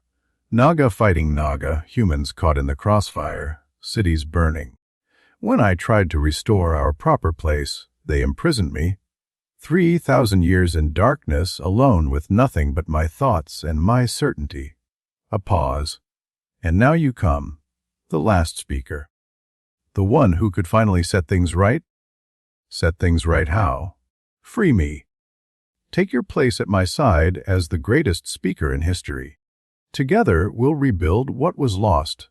Naga dominion over the lesser races, order instead of chaos, purpose instead of this endless, meaningless struggle. Harry felt the pull of it. Kalia's voice was seductive, persuasive, offering simple answers to complicated questions. Join me, it said. Stop fighting. Let someone else carry the burden for once. You've been used your entire life. Kalia continued, softer now. Manipulated, controlled, sacrificed for causes that weren't your own. The Naga offer you partnership, but it's just another cage, another set of expectations, another role to play, another master to serve. And you're different. I don't need you to be anything except yourself. Your power, your potential. I would never try to shape it or direct it. I would simply help you reach your fullest expression. The chamber seemed to contract, bringing Kalia's presence closer. Think about it. Little speaker. No more prophecies. No more chosen one. Just freedom, true freedom for the first time in your existence. It was tempting. God help him, it was actually tempting. I'll think about it, Harry heard himself say. That's all I ask. The dream shattered, and Harry woke gasping, his sheets soaked with sweat. Saria was there again. She must have been stationed outside his door all night, because she came through it within seconds of his awakening. Another dream. He's getting stronger, more persuasive. Harry pressed his palms against his eyes. He's offering me everything I've ever wanted. Freedom, power, an end to all the manipulation. And in return, I help him break free. Join him in ruling over everyone else. Saria was quiet for a long moment. When she spoke, her voice was careful. Are you tempted? Harry looked at her. She deserved honesty, especially after what she'd shared at dinner. Yes, part of me is. He watched her expression tighten. But that's the thing about temptation. Recognizing it is half the battle. I've been offered power before, by people who seem to have my best interests at heart. It never ends well. What will you do? Keep fighting. Keep training. Get strong enough that when the seal breaks, and it will break, I can face him on my own terms. Harry stood, ignoring his shaking legs. Speaking of which, I assume we're training again today? After your treatment. Mira is preparing the healing pool now. Saria's expression softened, just slightly. Harry, thank you for being honest about the temptation. Most people would have hidden that. Most people haven't lived my life. Hiding things gets you killed. Or worse, gets the people around you killed. Harry grabbed a robe from a hook near the bed. Let's get this treatment over with. We've got work to do. The healing pool was exactly as unpleasant as Mira had warned. The water, if it could even be called water, was thick and greenish, warm enough to be uncomfortable, and filled with compounds that made Harry's skin tingle and his magic writhe. He floated in it for what felt like hours, gritting his teeth against the sensation of his channels being scarred from the inside out. "The instabilities are clearing," Mira said, checking her instruments periodically. "Your system is stabilizing faster than I expected. The serpentine essence in the pool is integrating well with your core. Fantastic. How much longer?" "Another hour at least, perhaps 2. Harry closed his eyes and tried to meditate. It wasn't easy. His mind kept drifting to Kalia, to the Eben circle, to all the people who wanted to use him for their own purposes. But underneath the anxiety, something else was happening. His magic was settling, finding a new equilibrium. The second heartbeat in his chest was synchronizing with his actual pulse, creating a rhythm that felt natural rather than intrusive. By the time Mira declared the treatment complete, Harry felt better than he had since the warehouse. Not fully healed. That would take more sessions, she warned, but functional. Ready. He climbed out of the pool and found Saria waiting with a towel and a fresh set of clothes. "Better?" she asked. "Much. Is it always that uncomfortable?" "The first treatment is the worst. They get easier." She handed him the clothes. "Dress quickly. Vasuki has called an emergency council meeting." "Why?" "The Ebon Circle attacked one of our surface contacts last night. A wizard who's been feeding us information for decades." Saria's jaw was tight. "They killed everyone in his household." "Including his children?" Harry felt something cold settle in his stomach. "Do we know why?" "They're sending a message. Anyone who helps us will suffer. Anyone who stands between them and you will die." Saria's dark eyes met his. "This is what we're fighting, Harry. Not an ideology, not a political faction. Monsters who murder children to prove a point." Harry dressed quickly. The clothes were comfortable, loose pants and a fitted shirt, both in dark colors that wouldn't show stains. "Let's go," he said. "Time to meet the enemy." The council chamber was packed. Representatives from all 4 temples had gathered, something that apparently hadn't happened in centuries. Harry spotted Nisha across the room, her crimson scales gleaming as she conferred with her advisors.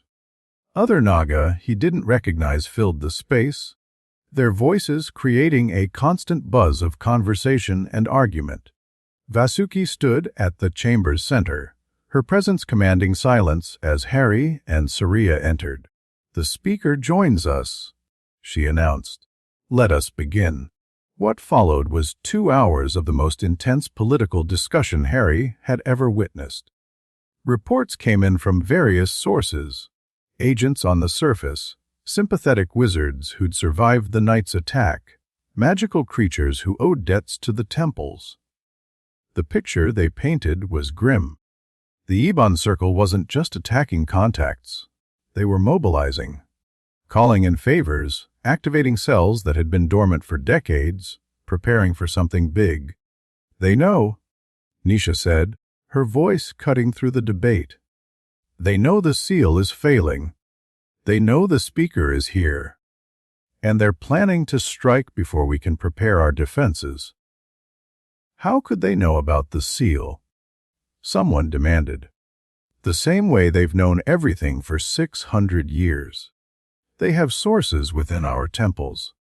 Traders who sell our secrets for gold or power." Nisha's violet eyes swept the room, pausing on Harry for just a moment. "Until we root out those traders. We cannot trust anyone." The accusation hung in the air. Harry felt eyes turning toward him. The outsider, the unknown quantity. The human who'd been thrust into their midst under suspicious circumstances. "The speaker is not a traitor," Saria said, stepping forward. "I've been with him constantly since his arrival. He's had no opportunity to communicate with anyone outside the temple." "And we're supposed to take your word for that? You, who were assigned to watch him and have instead become his defender." Nisha's smile was sharp. "Perhaps the traitor is closer than we think." "Enough." Vasuki's voice cracked across the chamber. Accusations without evidence help no one. We face a common enemy, and internal division serves only their purposes. Then what do you propose, High Priestess? We sit here and wait while they prepare their assault. I propose we strike first. Vasuki moved to a large map carved into the chamber floor. Our intelligence suggests the circle is massing at 3 locations. Here, here, and here. She indicated points on the map. If we hit all 3 simultaneously, we can cripple their offensive capability before they're ready to move. And who leads these strikes? Nisha asked. Your warriors. Mine. And what of the speaker? Does he participate? Or do we keep him safely tucked away like a prized breeding stock? Harry stepped forward before anyone could answer. I'm not sitting anything out.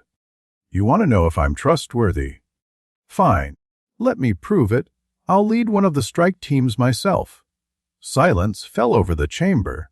Every eye was on him now, measuring, assessing, waiting. You're untrained, Nisha said. You'd be a liability. I killed Voldemort when I was 17. I think I can handle some cultists. Harry's voice was steady, even though his heart was racing. Besides, you're right about one thing. If there are traitors in your temples, they'll report everything that happens in this room. The only way to know for sure who's loyal is to see who fights and who runs. Nisha studied him for a long moment. Then, slowly, she smiled. Perhaps you're not as useless as I thought. Speaker, she turned to Vasuki. I withdraw my objections. Let him fight. We'll see what he's truly made of. Then it's decided. Vasuki's expression was unreadable. We strike at dawn. Saria, you'll accompany the speaker. Keep him alive if you can, and if I can't, then we'll find another way to stop Kalia. But I'd prefer not to have to. The council dissolved into smaller groups, planning logistics and arguing about resource allocation. Harry found himself standing with Saria at the edge of the room, watching the controlled chaos. You didn't have to do that, she said quietly. Volunteer to fight. No one would have blamed you for staying back. Yes, they would have, and they'd be right too. Harry watched Nisha conferring with her advisors, her body language suggesting satisfaction. Besides, I need to see what we're really up against. You can't fight an enemy you don't understand. The Circle is ruthless. They've had centuries to perfect their methods. So have I. Harry's smile was thin. War's the one thing I actually have experience with. Everything else, the politics, the romance, the prophecy stuff, I'm making up as I go. But fighting? That I know how to do. Saria was quiet for a moment. Then she did something unexpected. She reached out and touched his arm, her scaled fingers warm against his skin. Be careful tomorrow. The Circle won't underestimate you the way Nisha does. I won't underestimate them either. Harry covered her hand with his. Get some sleep. We've got a war to win. That night Harry didn't dream of Kalia. Instead, he dreamed of his mother. She was standing in a garden he didn't recognize, surrounded by flowers that glowed with soft light. Her red hair caught the impossible sun, and her green eyes, his eyes, watched him with something between sadness and pride. You're walking a dangerous path, she said. More dangerous than you know? When has my path ever been anything else? True. Her smile was gentle. But this time you have a choice. You could leave. Return to your world, your friends, the life you built after the war. Let someone else carry this burden. Could I? Really? No. She moved closer, and Harry could almost feel her warmth. You never could walk away from someone who needed help. It's your greatest strength and your greatest weakness. Mom, I can't stay long. The wards around this place don't allow for extended communication. She reached out, and her hand passed through his cheek like mist. But I wanted you to know, I'm proud of you. Whatever happens next, whatever you choose, I'm proud of the man you've become. Am I choosing right? Staying here, fighting their war? That's not for me to say. Your choices are your own. She began to fade. But Harry, trust your heart. It's never led you wrong before. She vanished. Harry woke to find tears on his cheeks and the first light of dawn creeping through his chamber walls. It was time. The assault team gathered in the temple's lower levels, where ancient portals hummed with ready energy. Saria stood at Harry's side, her sickle gleaming, her expression focused.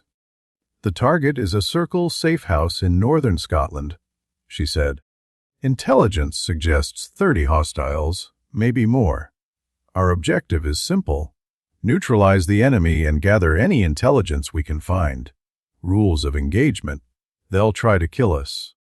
Respond accordingly. Harry nodded. Around them, 20 Naga warriors prepared for battle, checking weapons, exchanging quiet words, centering themselves for the violence to come. Ready? Saria asked. Harry thought of his mother's words. Trust your heart. Let's end this.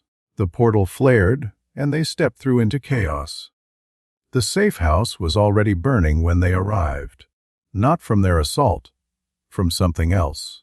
Figures in black robes were fleeing the building, pursued by... Harry squinted through the smoke. More figures, these ones in gray, wielding wands and blades with coordinated precision. What the hell? Saria hissed. The circle's at war with themselves. No, that's not possible. Unless...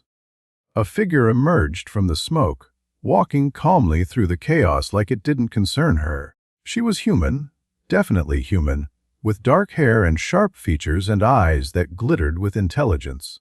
She stopped when she saw Harry and the Naga warriors. Ah! She said, her voice carrying clearly despite the surrounding noise. The speaker arrives. Excellent timing. Who are you? Harry demanded, wand raised. A friend. Or at least, not an enemy. The woman smiled. My name is Maluzin. I'm the exiled princess of the Western Temple, and I have information you desperately need about the Ebon Circle, about Kalia, and about the real reason male Parsel mouths have been hunted for 600 years. Saria's sickle was at the woman's throat before Harry could blink. The Western Temple was destroyed centuries ago. Yes, by Kalia himself during his first awakening attempt. Maluzin didn't seem bothered by the blade at her neck. I survived, and I've spent the years since learning everything I could about our enemy. Both our enemies. Her eyes met Harry's. You're running out of time, speaker. The seal won't last 18 months. It won't even last 18 weeks. And if you want to survive what's coming, you're going to need my help. The safe house continued burning behind her. Circle members continued dying at the hands of her gray-robed fighters. And Harry, standing at the crossroads of a war he barely understood, made a decision. Lower your weapon, Saria. Harry. She had the perfect opportunity to attack us. She didn't take it. Harry stepped forward, meeting Maluzin's gaze. You want to help? Start talking, and pray that what you say matches what I've already learned. Maluzin's smile widened. Oh, speaker, you're going to be so much more interesting than I hoped. Chapter 2 End. Chapter 3. Blood in the water. Start with the seal, Harry said. You claim it's failing faster than anyone realized. Prove it. They'd retreated to a secondary location, a safe house Maluzin's people maintained in the Scottish Highlands, warded heavily enough that even Saria admitted grudging respect for the craftsmanship. The burning circle compound was 3 miles behind them, its survivors scattered or dead. Maluzin sat across from Harry in what looked like a repurposed hunting lodge, her gray-robed fighters stationed at every entrance. She'd dismissed most of them with a wave, keeping only 2, a scared man with dead eyes and a woman whose wand hand never stopped moving. The seal was designed to last 10,000 years, Maluzin said, but it wasn't designed for what happened. which was Voldemort. She said the name without flinching. When he created his Horcruxes, he did something unprecedented. He split a speaker's soul, your speaker bloodline's soul, into fragments and scattered them across the world. Each fragment maintained a connection to the seal, pulling at it, weakening it from multiple directions simultaneously. The Horcruxes are destroyed. Yes. And when they were destroyed, the connection snapped. Violently, Melusine leaned forward. Imagine a rope holding back a flood. Now imagine someone attaching 7 hooks to that rope, each one pulling in a different direction. The rope stretches, weakens, develops small tears. Then someone cuts all 7 hooks at once. The rope doesn't recover. It snaps back, and the recoil damage is worse than the original strain. Harry's stomach dropped. You're saying I damaged the seal by destroying the Horcruxes. I'm saying the seal was already damaged. Destroying the Horcruxes just accelerated the timeline. Melusine's expression softened. Just slightly. You did what you had to do. Voldemort would have been far worse than Kalia if he'd been allowed to continue. But the consequences, ooh? How long do we actually have? My best estimate. 8 weeks. Maybe 10 if we're lucky. She held up a hand as Soraya hissed. I know that contradicts what Vasuki told you. Vasuki's projections were based on normal seal degradation. She doesn't know about the Horcrux damage, because she doesn't know what Horcruxes are. That knowledge was lost when the Western Temple fell. And you just happened to preserve it. I preserved everything I could. It's been my life's work for 3 centuries. Melusine's voice hardened. While Vasuki and the other high priestesses played politics in their hidden temples, I was out here, watching, learning, building a network that could actually do something when the time came. Soraya had been silent throughout this exchange, but now she spoke. If what you're saying is true, we need to warn Vasuki immediately. Begin preparations? Preparations for what? You can't fight Kalia with swords and spells.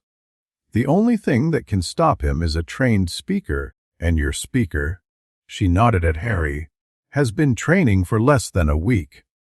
Then what do you suggest? Melusine smiled. It was not a pleasant expression. I suggest we do what the original alliance did. What Salazar himself did 3,000 years ago. She turned to Harry. We find the chamber? The Chamber of Secrets? I've been there. There's nothing left but a dead basilisk and bad memories. Not that chamber. The first chamber. The one Salazar built before he ever set foot in Scotland. Melusine rose and moved to a cabinet against the wall, pulling out a rolled parchment. The original alliance created 3 things to contain Kalia. The seal itself, which binds him. The chamber, which houses the source of speaker power. And the crown, which allows a speaker to channel that power without burning out. She unrolled the parchment on the table. It showed a map, ancient, hand-drawn, covered in annotations in languages Harry didn't recognize. Voldemort spent decades searching for these artifacts. He found the chamber in Scotland, the secondary chamber, built as a decoy, but never located the original. The crown was lost when the Western Temple fell, and the seal's location was erased from all records to prevent exactly the kind of situation we're now facing. But you know where they are. I know where the chamber is. I know where the crown was before my temple was destroyed, and I believe, though I can't prove, that the seal is located somewhere beneath the southern temple itself. Soraya's intake of breath was sharp. That's impossible. We would know. Would you?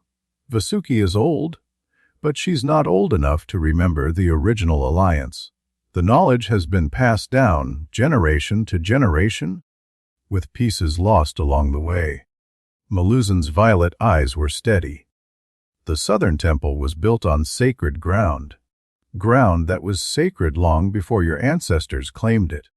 Ask yourself, why would they have built there if not to guard something important? Harry studied the map. His mind was racing, trying to fit these new pieces into the puzzle he'd been assembling. Let's say you're right.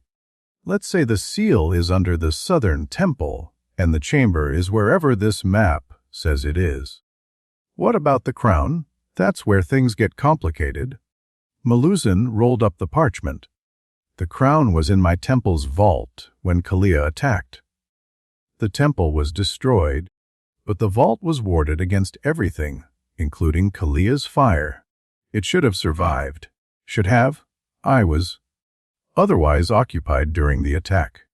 Escaping with my life, mainly. By the time I could return, the ruins had been claimed by others. The Ebon Circle, Saraya said. No, something else. Something I've spent 3 centuries trying to identify. Meluzin's expression darkened. The Western Temple's ruins are guarded by creatures that don't match any known species. Powerful, hostile, and completely immune to both human and Naga magic. I've lost dozens of agents trying to breach their perimeter. Harry thought about this.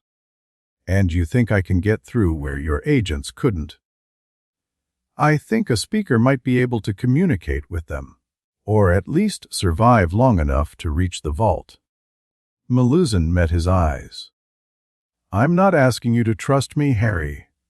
I'm asking you to consider the possibility that I'm telling the truth. If I am, we have 8 weeks to find the chamber, retrieve the crown, and train you to use both against Kalia. If I'm lying, she shrugged, you can kill me later. I won't even fight back. Generous of you. Practical. If Kalia breaks free and you're not ready, I'm dead anyway. We all are. She stood. Take time to verify what I've told you. Ask Vasuki about the temple's foundations. Send someone to the western ruins to confirm the guardians exist. I'll wait. Harry glanced at Saraya. Her expression was troubled, but she gave a small nod. We'll check your claims, Harry said. If they're true, we'll talk about next steps. If they're not, I'm a liar and a fool, and you should treat me accordingly. Maluzin's smile returned. But I'm not. And deep down, speaker, you already know that. The return journey to the southern temple was tense. Harry and Saraya traveled alone. Her warriors had been dispatched to the other assault targets, and the portal network didn't allow for large group transport. They emerged in the temple's lower levels just as the sun would have been setting on the surface, though there was no way to tell in the perpetual twilight of the underground complex. You believe her, Saraya said as they walked. I believe she believes what she's saying. That's not the same thing. It's close enough. You're considering her proposal seriously. Harry stopped walking. They were in a deserted corridor. The walls carved with the same serpentine patterns that covered every surface in the temple. The phosphorescent moss cast everything in soft green light. What choice do I have? If she's right about the timeline, Vasuki's plan won't work. We can't train me to fight a god in 8 weeks using conventional methods. And if she's lying, if this is an elaborate trap, then I walk into it with my eyes open and fight my way out. Harry started walking again. I've done it before. Against wizards. Against humans who thought they were more powerful than they were. Kalia is something else entirely. I know. They reached the main temple levels. Activity was subdued. The assault had cost them warriors, and the survivors were still returning, still being debriefed, still processing what they'd seen and done. Vasuki was waiting in her private chambers. She listened to Harry's report without interruption, her golden eyes revealing nothing. Maluzin, she said when he finished. I'd heard rumors she survived. I didn't believe them. She's real, and she has resources, fighters, intelligence networks, artifacts I've never seen before. Harry paused. She also has a very specific story about the seal. The chamber and the crown. A story that contradicts what you've told me. In what way? Harry explained Maluzan's theory about the Horcruxes and the accelerated degradation. Vasuki's expression shifted as he spoke, from guarded to concerned to something that looked almost like fear. The artifacts of the original alliance, she said slowly. I know of them. The chamber, the crown, the seal, but the locations, that knowledge was deliberately suppressed even from the high priestesses. She claims the seal is beneath this temple. Vasuki was silent for a long moment, her tail coiled and uncoiled beneath her, a gesture Harry had learned to associate with deep thought. There are levels beneath this temple that even I have not accessed, she admitted. Sealed chambers from before my time, warded against entry. I always assumed they contained records, artifacts, historical documents too sensitive for general access. Her voice dropped. But if Maluzan is right, is there a way to find out? Perhaps. But it would require breaking wards that have stood for 3,000 years. Wards that may be tied to the seal itself. Vasuki's eyes met Harry's. If we disturb them carelessly, we could accelerate exactly what we're trying to prevent. And if we do nothing, then Kalia breaks free in 18 months, or 8 weeks. If Maluzan's timeline is accurate, and none of our preparations matter anyway. Vasuki rose, her massive form filling the chamber. I need time to consider this. To consult with the temple's oldest records, speak with our historians, determine what's actually known versus what's been assumed. How long? A day, perhaps 2. In the meantime, continue your training. Whatever we decide about Maluzan's claims, you'll need to be stronger than you are now. Harry nodded and turned to leave. Harry, he paused. Maluzan is not what she seems. Her story about the Western Temple's fall. There are elements that don't match our records. Details that don't add up. Vasuki's voice was careful. I'm not saying she's lying, but I am saying that exiled princesses don't survive 3 centuries alone without accumulating secrets of their own. Be careful what you trust. I'm always careful? No. You're brave, which is different. A ghost of a smile crossed Vasuki's face. But perhaps that's what we need right now. Someone too brave to see the sensible path forward. Saria found him in the training ground 2 hours later. Harry had been pushing himself hard, cycling through the exercises she'd taught him, trying to trigger that serpentine manifestation again. So far, nothing. His magic responded to his wand, his spells, his structured techniques. But the wild, instinctive power he'd touched briefly remained elusive. You're overthinking it, Saria said, settling into her observation position by the wall. Probably. Harry wiped sweat from his forehead. Hard not to, with everything that's happening. The point of serpentine magic is to stop thinking. Let your instincts guide you instead of your mind. She pushed off from the wall and approached him. Try something.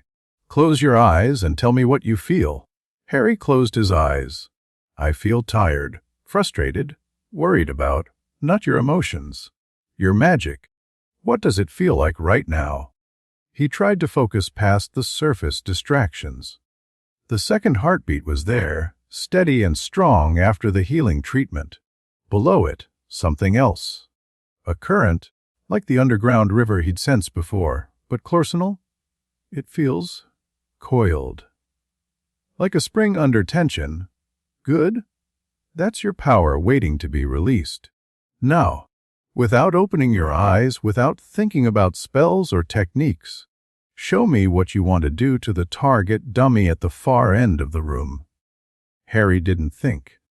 He just wanted. The spring released.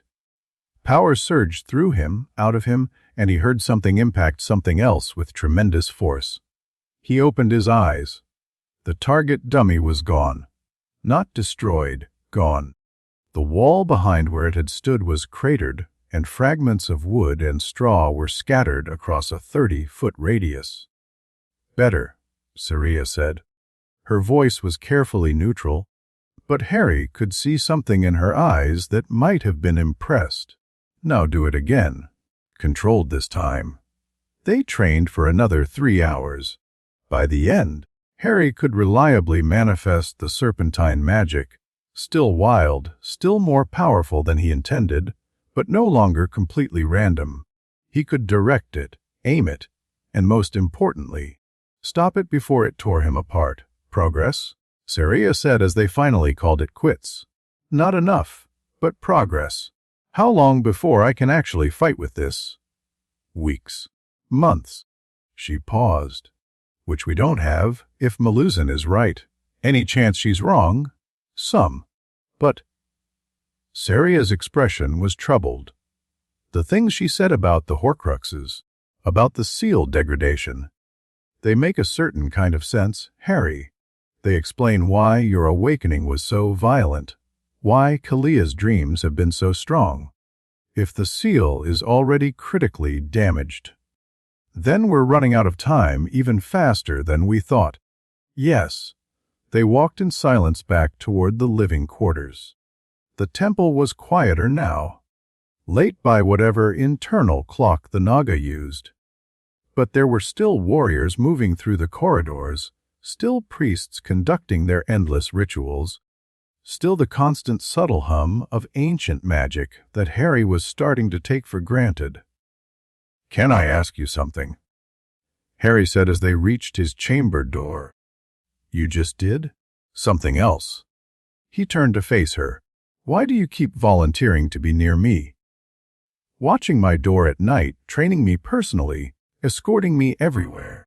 Vasuki assigned you initially, but you could have asked for reassignment by now. Why haven't you?" Saria was quiet for a moment. Her dark eyes searched his face, looking for something Harry couldn't identify. "Because you're interesting," she said finally. "Because you don't act like a speaker should act, don't think like one should think, don't want what one should want. You're unexpected. That's a good thing. I don't know yet, but I intend to find out." She stepped closer, and Harry suddenly became very aware of how warm she was, how the moss light played across her obsidian scales. "Get some sleep, Harry. Tomorrow we start preparing for the Western Temple expedition. If Maluzin's claims check out, we'll need to move fast. We're actually going to trust her. We're going to verify her story. Trust comes later, if at all." Saria's lips curved. "But yes, I think we're going to the Western Temple. I think we're going to try to retrieve the crown. And I think—" She reached out and touched his chest, just over his heart. "You're going to surprise everyone, including yourself." She turned and left. Harry watched her go, very aware of the warmth where her hand had rested. Then he went inside, collapsed on his bed, and tried very hard not to think about the way his heart was racing. The dream came differently that night. Harry found himself standing on a cliff overlooking an ocean he didn't recognize. The water below was dark, almost black, and the sky above was filled with stars that didn't match any constellation he knew. "She's manipulating you." Kalia's voice, but softer this time. Almost conversational. "The exile princess. She tells you stories about chambers and crowns, about timelines and artifacts. She makes you feel like there's hope, like you have a path forward."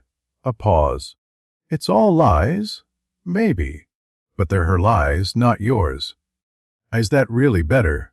The presence drew closer, and Harry felt the weight of it pressing against his mind. "She wants to use you just as much as Vasuki does.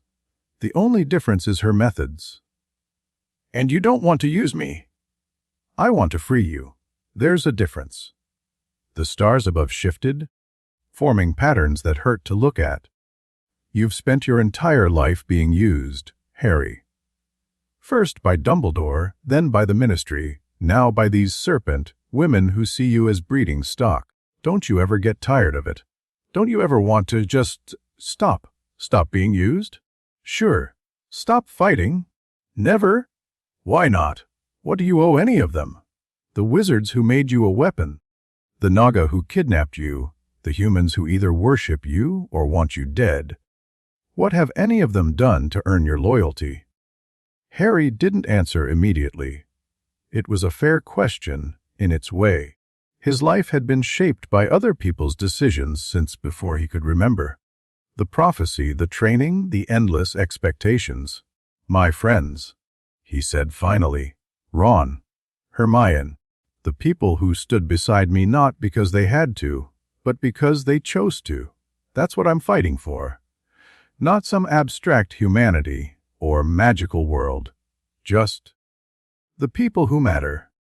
And if I could guarantee their safety, if freeing me meant they would be protected forever from any threat, I'd know you were lying, because anyone who promises forever is selling something. Kalia's laugh echoed across the dreamscape. It was almost appreciative. You're smarter than the last one. Riddle was brilliant, but he was also desperate. He needed power to fill the void where his soul should have been. You? The presence paused, considering. You don't need anything. You've already found what you were looking for. That makes you harder to tempt. Glad to be a challenge. You are. But challenges can be overcome. The stars began to fade. Rest well, speaker. We'll talk again soon, and eventually you'll understand that what I offer is the only path that doesn't end in everyone you love dying in fire. The dream dissolved. Harry woke to morning light filtering through the moss on his walls and the sound of someone pounding on his door. Harry! Seria's voice was urgent. Wake up. There's been a development. He was dressed and at the door in 30 seconds. What happened? Maluzan sent a message. The Eben Circle is moving faster than we anticipated. They're launching an assault on the Western Temple ruins today. Seria's expression was grim. If we want to reach the crown before they do, we have to leave now. Right now. Right now. Vasuki has authorized a full expedition. Warriors, supplies, portal coordinates. Everything's ready. We're just waiting on you. Harry grabbed his wand, checked that his emergency supplies were in place, and followed Seria at a run toward the temple's portal chamber. The expedition team was assembled when they arrived. 20 Naga warriors, Seria's elite unit, plus 3 priests who apparently specialized in ward breaking. Vasuki was there too, her expression unreadable as Harry approached. The information Maluzan provided checks out, she said without preamble. The seal is beneath this temple. I've located the sealed chambers and begun the process of accessing them safely. But the crown, if it exists and if we can retrieve it, then you'll have a chance against Kalia. A real chance, not just a desperate hope. Vasuki's golden eyes fixed on his. I'm sending Seria and our best warriors with you. Maluzan's forces will meet you at the Western Temple and provide additional support. But Harry, this mission is dangerous. More dangerous than anything you've faced so far. The Guardians Maluzan mentioned. Unknown entities protecting the ruins. We don't know what they are, what they want, or how to defeat them. Our only advantage is you, a speaker who might be able to communicate where others could only fight. Vasuki's tail curled. If this goes wrong, if the circle reaches the crown first, they won't. I'll make sure of it. I believe you. Just come back alive. We've invested too much in you to lose you now. It wasn't exactly a warm sentiment, but Harry understood what she meant. He nodded and turned to join the expedition team. Seria fell into step beside him. Ready? No, but when has that ever stopped me? The portal flared to life, and they stepped through into the unknown. The Western Temple had been beautiful once. Harry could see it in the ruins. The graceful arches, the intricate carvings. the remains of what must have been breathtaking architecture. But 3 centuries of abandonment and whatever catastrophe had befallen the place had reduced it to rubble. Broken walls jutted from the earth like rotting teeth, and the air carried a faint scent of char that spoke of ancient fires.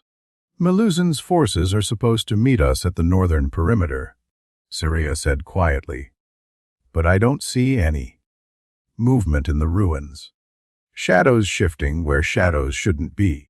Contact, one of the warriors hissed. Harry raised his wand, but Syria pushed it down. Wait, look.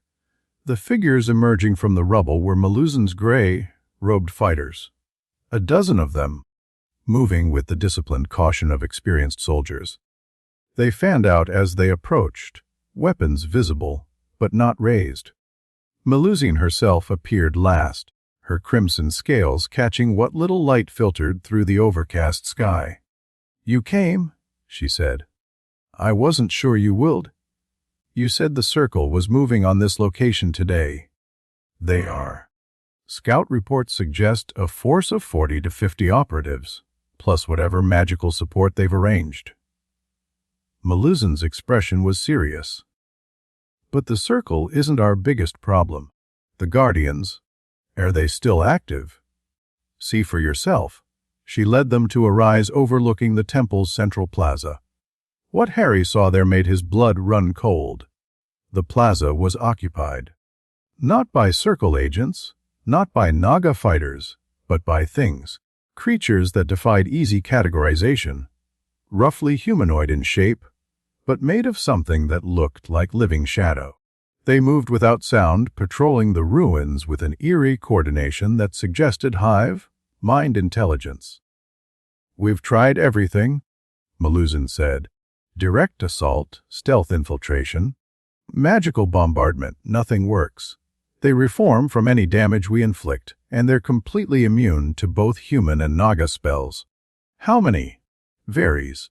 Sometimes a dozen, sometimes hundreds.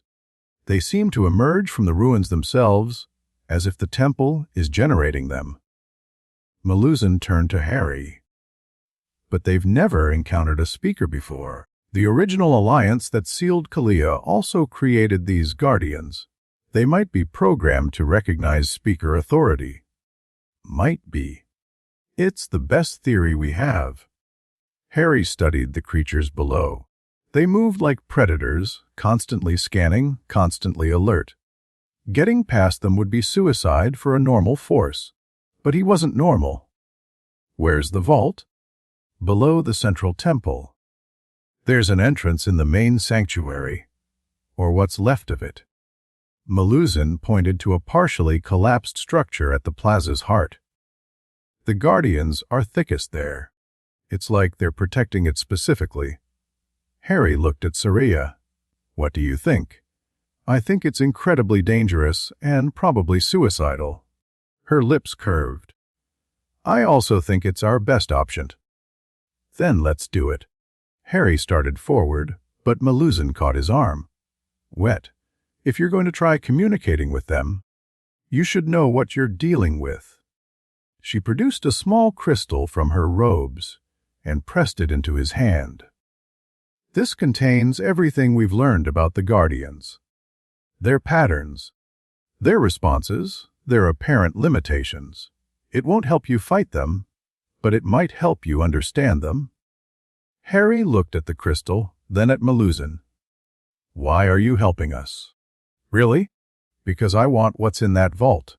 Because I've spent 3 centuries trying to avenge my people, and this is my best chance." Meluzin's violet eyes were steady. "And because, believe it or not, I actually want Kalia stopped. He murdered everyone I ever loved.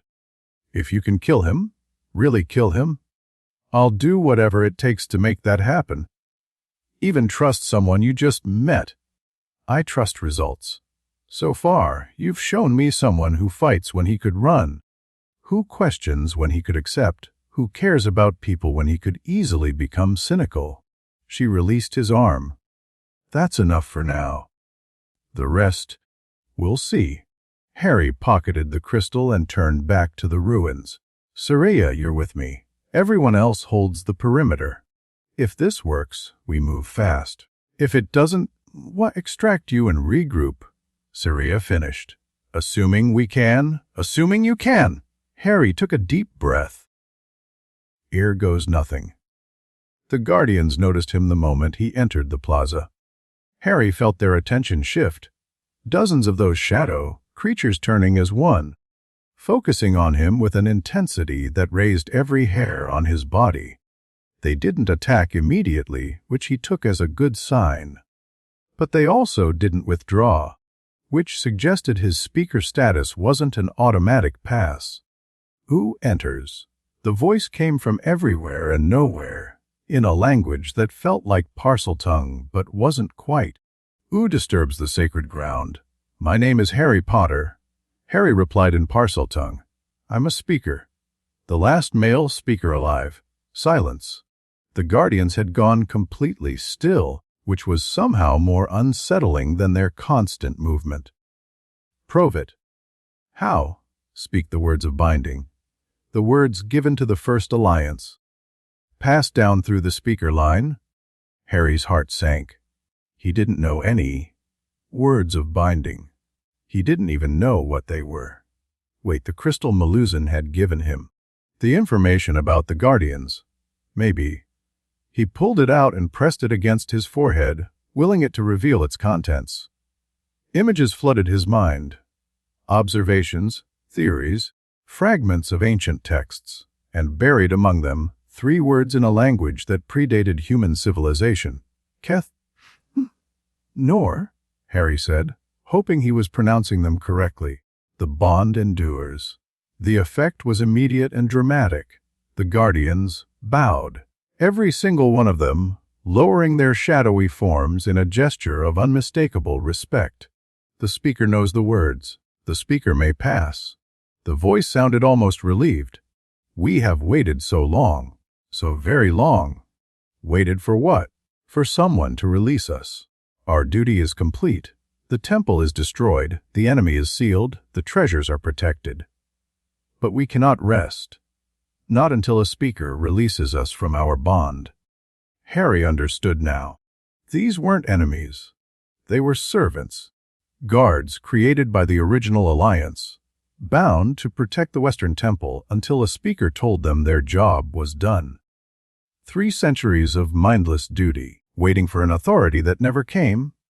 Your duty is fulfilled, Harry said. The bond is released. You are free. The Guardians began to dissolve, not dying, departing.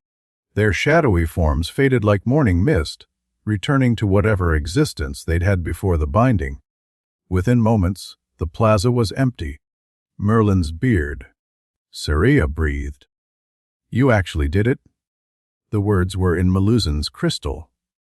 She knew how to release them, but couldn't do it herself, because she's not a speaker. Which means she needed you, not just wanted. Needed? Saria's expression was complicated. That changes the dynamic. Later. Right now, we have a vault to find. They moved quickly across the empty plaza, past the fading remains of Guardian presence, toward the collapsed sanctuary at the temple's heart. The entrance Maluzan had described was partially blocked by rubble. But the expedition team's priests made short work of the obstruction. The passage beyond was dark, untouched by the muss, light that illuminated the living temples. Harry conjured a lumos and led the way down, Saria close behind, their footsteps echoing in the ancient silence. The vault door was magnificent even in its tarnished state. 20 feet of solid silver, covered in engravings that depicted the original alliance in painstaking detail. Naga and human speakers standing together, working together, creating something powerful enough to bind a god. The wards on this are unlike anything I've seen, one of the priests murmured. Layer upon layer, keyed to speaker blood. It should be impossible to open without this. Harry pressed his hand against the door. His magic surged, responding to the ancient wards. and the door began to move. Inside, the vault was surprisingly small. A single chamber, perhaps 20 feet across, with walls lined with sealed compartments. Most of them were empty, looted or destroyed during the temple's fall, but one, directly ahead, still glowed with protective magic. "The crown?" Saria said. Harry approached the compartment and opened it carefully.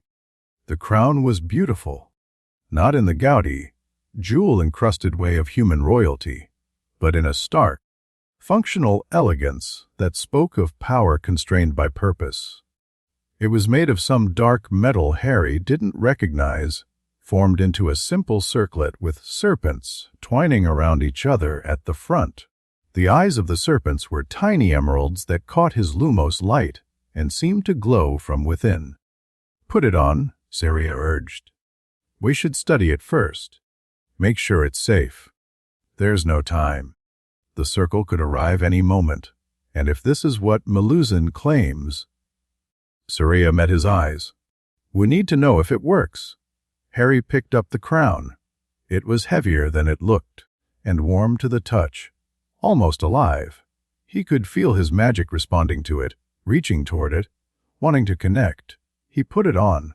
The world exploded into light. Harry felt his magic expand beyond anything he'd experienced before. Out of his body, through the vault, through the ruins above, across miles of countryside. He could sense every living thing within his range, feel the currents of magic flowing through the earth, hear the whispered echoes of conversations happening across impossible distances.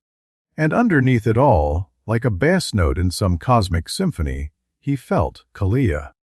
The bound king's presence slammed into his consciousness with the force of a tsunami.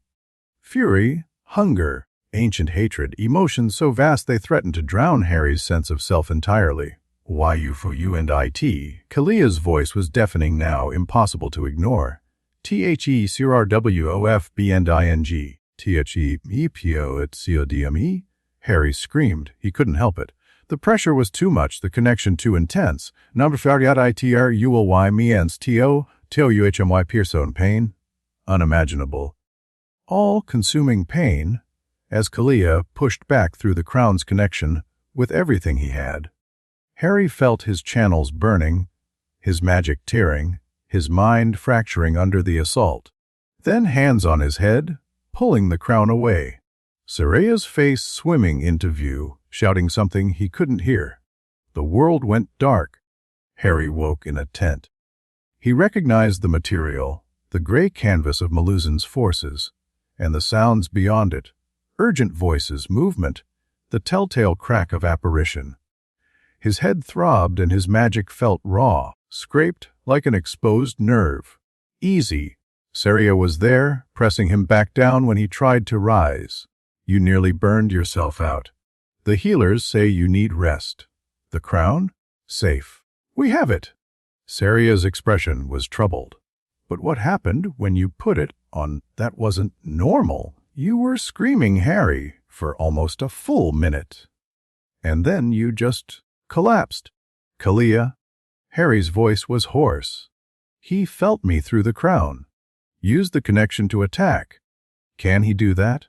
Attack you through an artifact designed to fight him, apparently. The crown links the wearer to the seal, and the seal is what's binding him." Harry closed his eyes. "He's stronger than we thought. Much stronger. If I'd worn it any longer, you would have died, or worse." Saria's hand found his, squeezed gently. "We got out before the circle arrived. Maluzin's scouts spotted them approaching, and we withdrew. They'll find an empty vault and a released guardian force. No way to know we were ever there. Small victories. The only kind we're likely to get for a while." Harry forced himself to sit up despite Saraya's protests. His body felt like it had been through a war, but his mind was clearing rapidly. "Where are we now?" "A temporary camp about 50 miles from the temple ruins. Maluzin is coordinating with Vasuki via communication crystal, planning our next move." Saraya hesitated. "There's something else."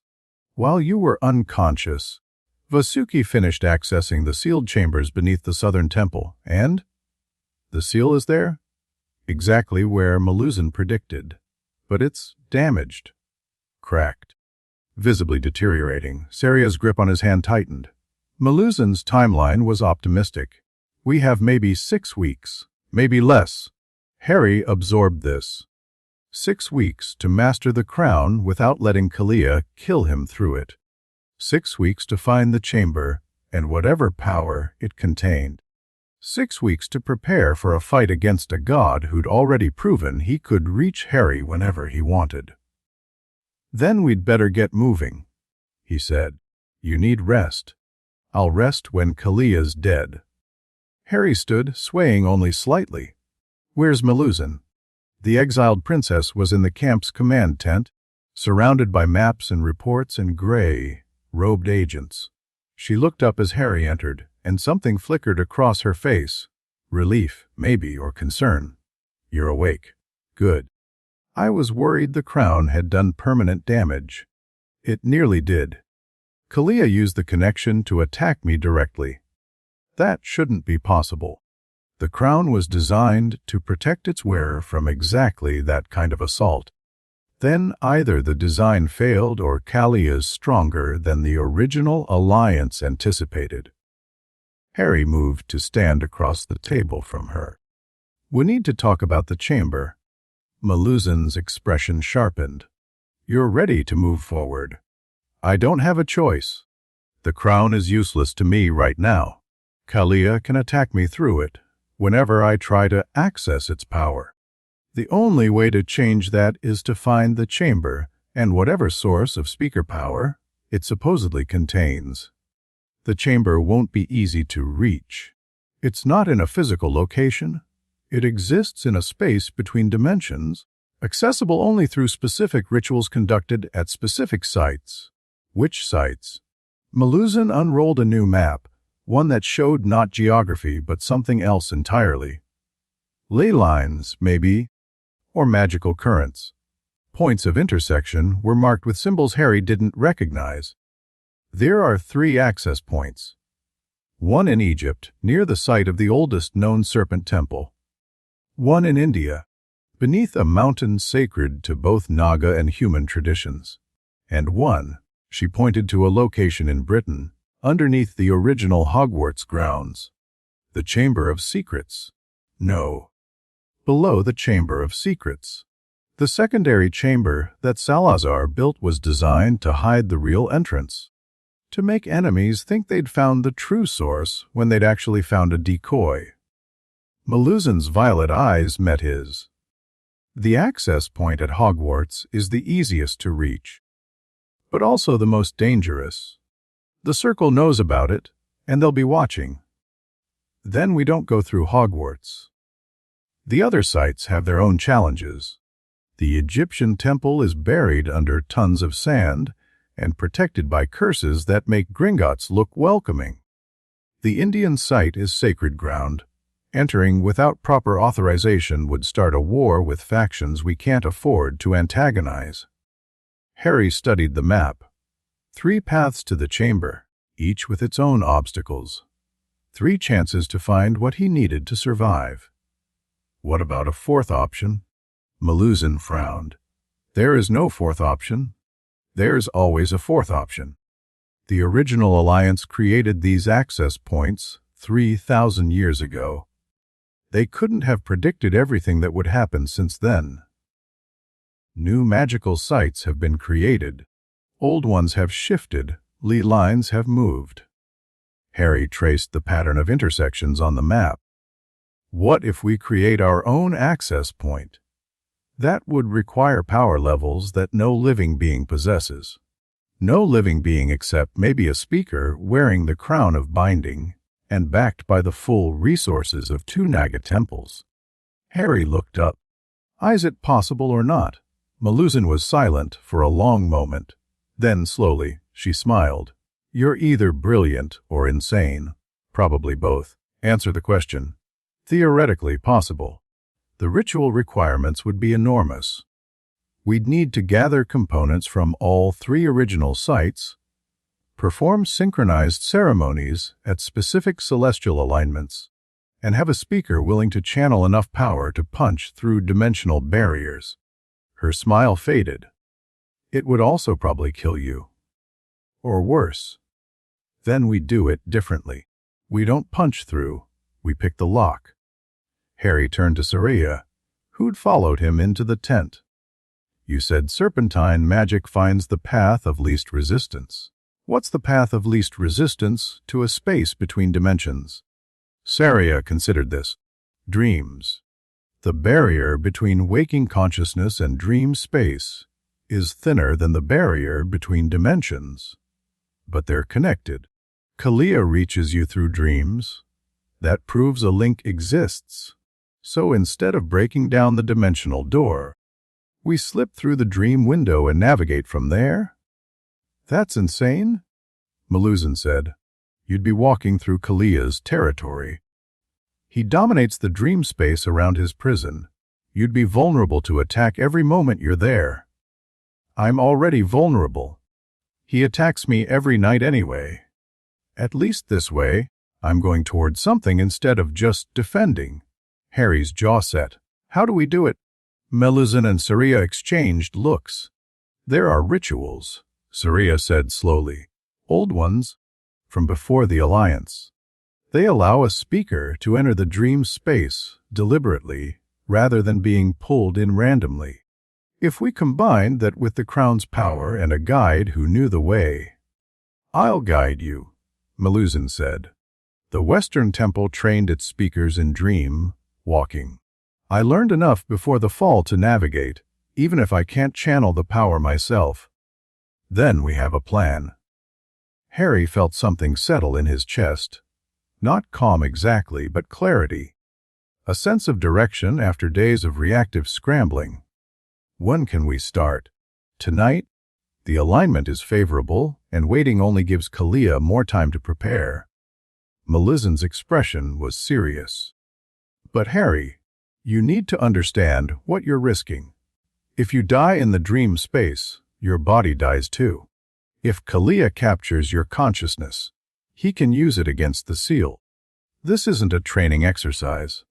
This is the real thing. Good. I'm tired of practicing. Saria made a sound that might have been frustration or admiration or both. Then let's prepare, she said. We have a lot of work to do before sunset. The ritual site was a clearing in the forest near the camp, prepared with circles and symbols that Maluzan directed and Saria's warriors implemented. Harry stood at the center, the crown of binding in his hands, trying not to think about what he was about to attempt. The crown will anchor you, Maluzan explained, standing just outside the primary circle. It's connected to the chamber through the seal. That connection gives you a thread to follow in the dream space. But it also means Kalia will know the moment you enter. He'll come for you. I'll be ready. Will you? You've had one encounter with his full presence and it nearly killed you. In the dream space, he'll be even stronger, and you'll be even more vulnerable. Then I'd better not let him catch me. Saria stepped forward. She'd insisted on being part of the ritual, serving as Harry's physical anchor in the waking world. Her hand found his warm and steady. If things go wrong, I'll pull you out. No matter what, I'll pull you out. And if you can't, then I'll follow you in and we'll fight our way out together. Her dark eyes held his. You're not alone in this. Harry, not anymore. Harry squeezed her hand, then released it. The moon was rising, and the ritual required precise timing. Let's begin. The chanting started. Maluzan's voice wove through the night air, speaking words in a language older than civilization. The symbols on the ground began to glow, and Harry felt the crown warm in his hands. He put it on. The world dissolved into light. The dream space was nothing like Harry expected. He'd imagined something abstract, swirling colors, impossible geometries, the usual fever, dream aesthetic. Instead, He found himself standing in a corridor that looked almost mundane. Stone walls, torch sconces, a vaulted ceiling stretching into darkness. But the sense of wrongness was unmistakable. The proportions were slightly off. The shadows fell at angles that didn't match the light sources, and the silence had a weight to it that pressed against Harry's eardrums. "Welcome, speaker." Kalia's voice, but distant now, coming from somewhere deeper in the dream. "I wondered if you'd have the courage to come here willingly. Most speakers don't. They wait until I drag them in, screaming and helpless. Sorry to disappoint. On the contrary, I'm impressed. Foolish, of course. This is my realm, and you have no idea what you're walking into, but impressed nonetheless." Harry ignored the voice and focused on the crown. Its connection to the chamber was there, a thread of gold light visible only when he concentrated. The thread led deeper into the corridor, toward whatever waited at its end. He followed it. The corridor shifted as he walked. Walls moving, doors appearing and disappearing, architecture rearranging itself in ways that would have been disorienting if Harry let himself think about them. He didn't. He kept his eyes on the golden thread and his mind on his goal. "You're looking for the chamber," Kalia observed, "the source of speaker power. You think that if you reach it, you'll become strong enough to defeat me. That's the plan. It won't work.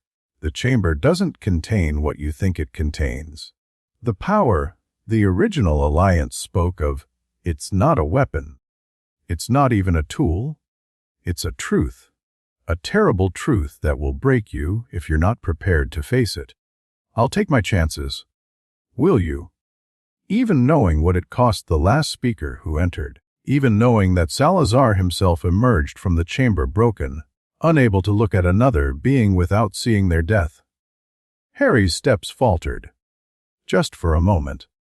"Hey, you didn't know that part of the story. The chamber shows you the truth of existence, the vast, uncaring emptiness that underlies all reality. Most minds can't survive it. The few that do are changed forever. I've survived things that should have killed me before. Yes, you've died and returned. You've faced horrors that would shatter lesser souls. But this is different, speaker. This is the truth that makes all other truths meaningless." Kalia's voice dropped to something almost gentle. "I'm trying to warn you. Turn back. Take the crown. Use it as best you can. Fight me when the seal breaks. You'll lose, but at least you'll die as yourself. What waits in the chamber? There's no coming back from that." Harry stopped walking. The golden thread still pulled him forward, but Kalia's words had planted a seed of doubt. What if the ancient god was right? What if the chamber contained something worse than death? But then he thought of Soraya, waiting for him in the waking world, of Vasuki and Maluzin and all the Naga who'd placed their hopes in him, of Ron and Hermione and everyone he'd left behind. They were counting on him. They needed him to come back stronger than when he left. He started walking again.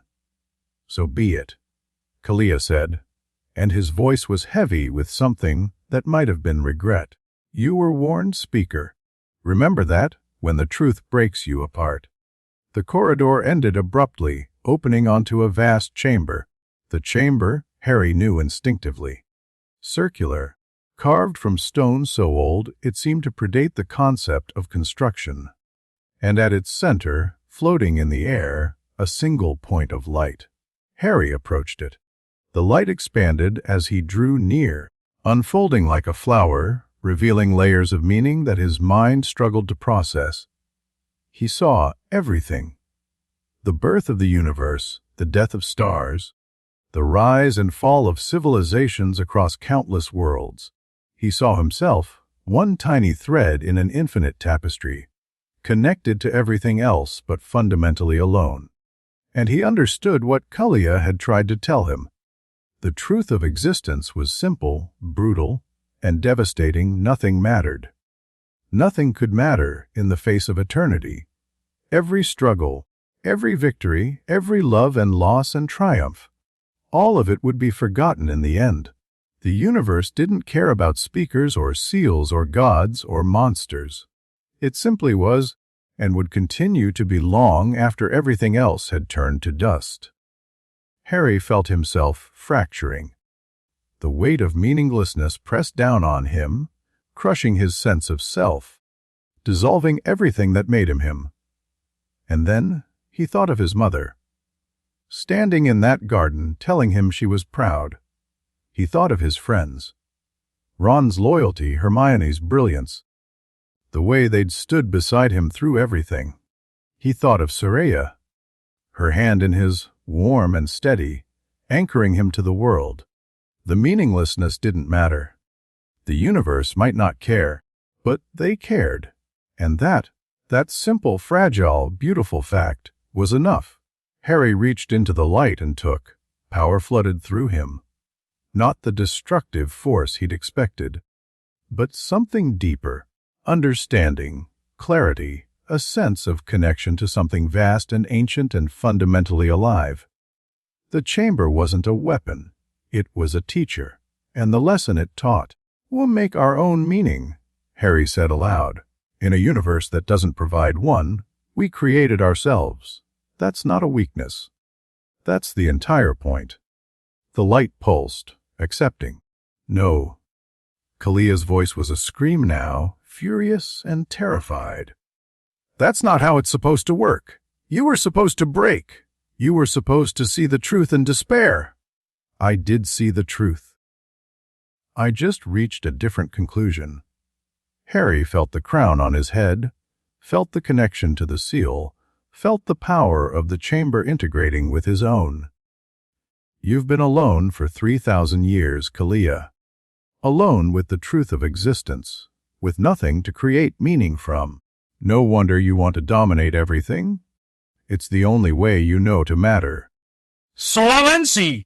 But it doesn't have to be that way.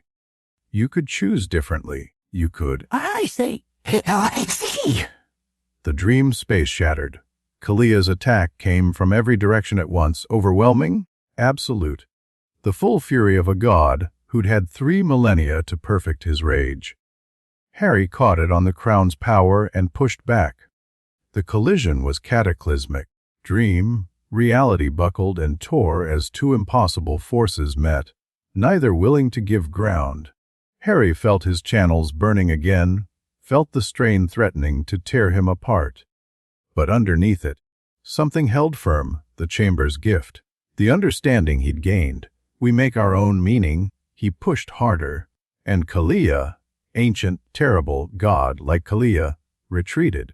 This isn't over. The bound king snarled as the dream space collapsed around them both. The seal will break. I will be free.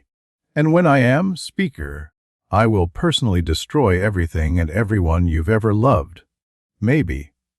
But not today. Harry opened his eyes. He was back in the clearing, dawn light filtering through the trees. Saria was kneeling beside him, her face wet with tears he doubted she knew she was shedding. You're alive, she breathed. I thought. You were screaming, and then you just stopped, and I thought, I'm okay. Harry sat up slowly. His body ached and his magic felt strange, expanded, different, more than it had been before. Better than okay, actually. Did you find it? The chamber. I found it. And what was inside, Harry? Harry looked down at his hands. They were glowing faintly, with a golden light that hadn't been there before. Let's just say Kalia has good reason to be scared now. Maluzin appeared at the circle's edge, her expression carefully controlled, but her eyes betraying her excitement. You succeeded. I can see it. The chamber's mark. You actually found it and survived. Barely. Harry stood, testing his balance. Steady. Good. How long was I under? 8 hours. We almost pulled you out twice. But Saria insisted on waiting. Harry looked at the Naga warrior who'd stayed by his side through everything. Thank you. For trusting me? You've earned it. Saraya's smile was small but genuine. Now what? Harry looked toward the east, where the sun was rising over a world that didn't know how close it had come to ending. Now we prepare. Kalia's going to break free. Nothing we do will stop that entirely. But when he does, I'm going to be ready. He touched the crown on his head, felt the chamber's power humming through his veins. And this time, I won't be fighting alone. Chapter 3 Chapter 40, The Western Wound. Harry's fist connected with the training dummy hard enough to split the wood straight through its center. Better, Saraya said from her observation position. But you're still holding back. Holding back. I just destroyed another dummy. That's the fourth one today. You destroyed it with physical force. Your serpentine magic barely engaged. Saraya pushed off from the wall and approached him, her obsidian scales catching the phosphorescent light. The chamber changed you, Harry. I can feel it. Everyone can. But you're not using what it gave you. I'm trying. You're afraid. The accusation hung in the air between them. Harry wanted to deny it, but Saraya's dark eyes saw too much. The power feels different now, he admitted. Before the chamber, my magic was contained, predictable. Now it's like holding an ocean in my hands. One wrong move and I could drown everyone around me. That fear is exactly what Kalia's counting on. Saraya moved closer, close enough that Harry could feel the warmth radiating from her scales. He can't beat you in a straight fight anymore. The chamber made sure of that. So he'll try to make you beat yourself, make you so afraid of your own power that you never learn to use it properly. And if I lose control, if I hurt someone, then we deal with it. Together? Her hand found his, and Harry felt something shift in his chest. You've been carrying everything alone for so long, Harry. The prophecy, the war, the expectations. But you're not alone anymore. Let us help you. Harry looked down at their intertwined fingers. Saraya's scales were smooth against his skin, warm and surprisingly soft. When did you start caring about my emotional well-being? About the same time you stopped treating me like an enemy. Her lips curved. I was assigned to watch you, but somewhere along the way, it became something else. Something like what? I don't know yet, but I'd like to find out. Saraya squeezed his hand once, then released it. After we stopped Kalia from destroying the world, priorities. Harry laughed. It felt strange, genuine amusement in the middle of everything that was happening. But good, human, obviously.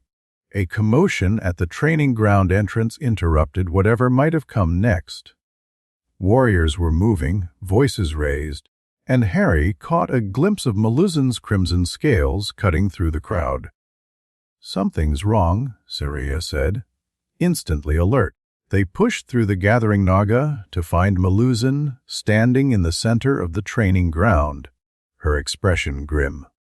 Beside her stood one of her gray, robed agents, wounded, bleeding from a gash across his face, supported by two of his companions. Report, Maluzan commanded. The Ebon Circle, the agent gasped. They've taken the Egyptian site, killed everyone we had stationed there, and secured the entrance to the ancient temple. When? 6 hours ago. We only just received word. They killed our communication relays first. Made sure we couldn't warn anyone until it was too late. Harry stepped forward. The Egyptian site. That's one of the 3 access points to the chamber. Yes. And now the circle controls it. Maluzan's violet eyes were cold. They can't use the access point themselves. They don't have a speaker. But they can prevent us from using it. And if they figure out how to destroy it entirely, they could cut off access to the chamber permanently. Worse, they could destabilize the entire network of access points. The 3 sites are connected.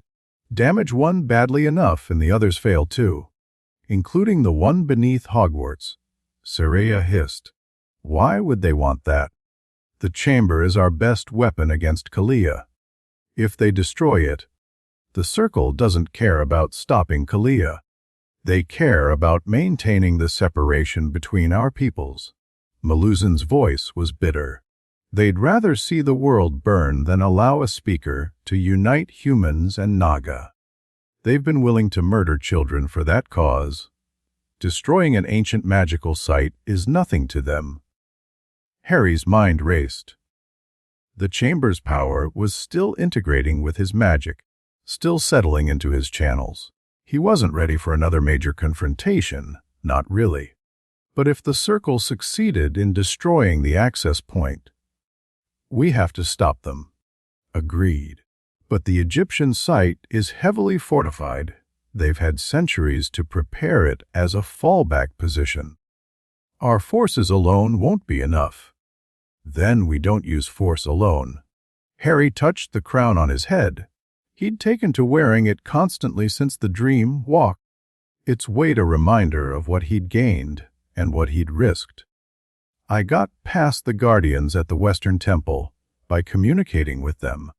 Maybe I can do something similar at the Egyptian site. The Egyptian site doesn't have guardians. It has traps, magical and mundane, layered so deep that even the circle won't have been able to disable all of them. And those traps were designed to kill anyone who doesn't carry speaker blood. Then I go first. Clear the way for the assault team. Meluzin studied him. You'd be walking into enemy territory alone, surrounded by people who want you dead or captured. One mistake and everything we've worked for is lost. I know.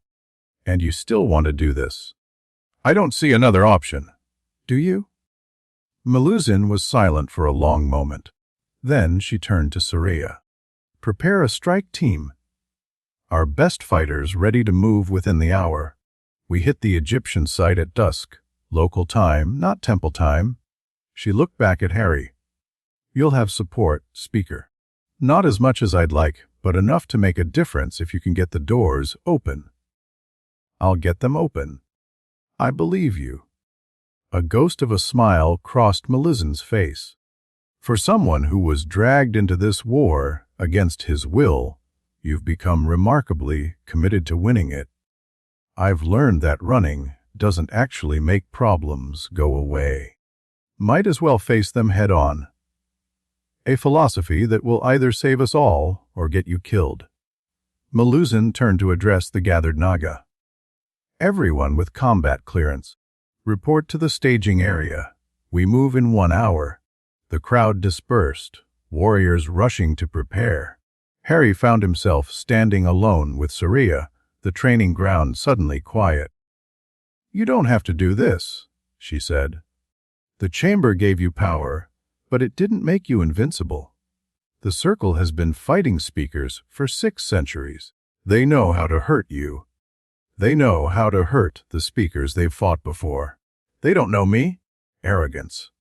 That's what gets heroes killed. Not arrogance. Confidence. Harry met her eyes. I've been afraid my whole life, Saria.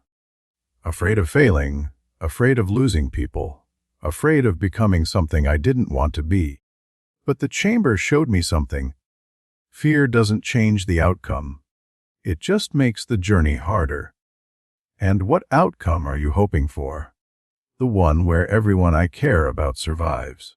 Where Kalia stays sealed. Where we get the chance to figure out.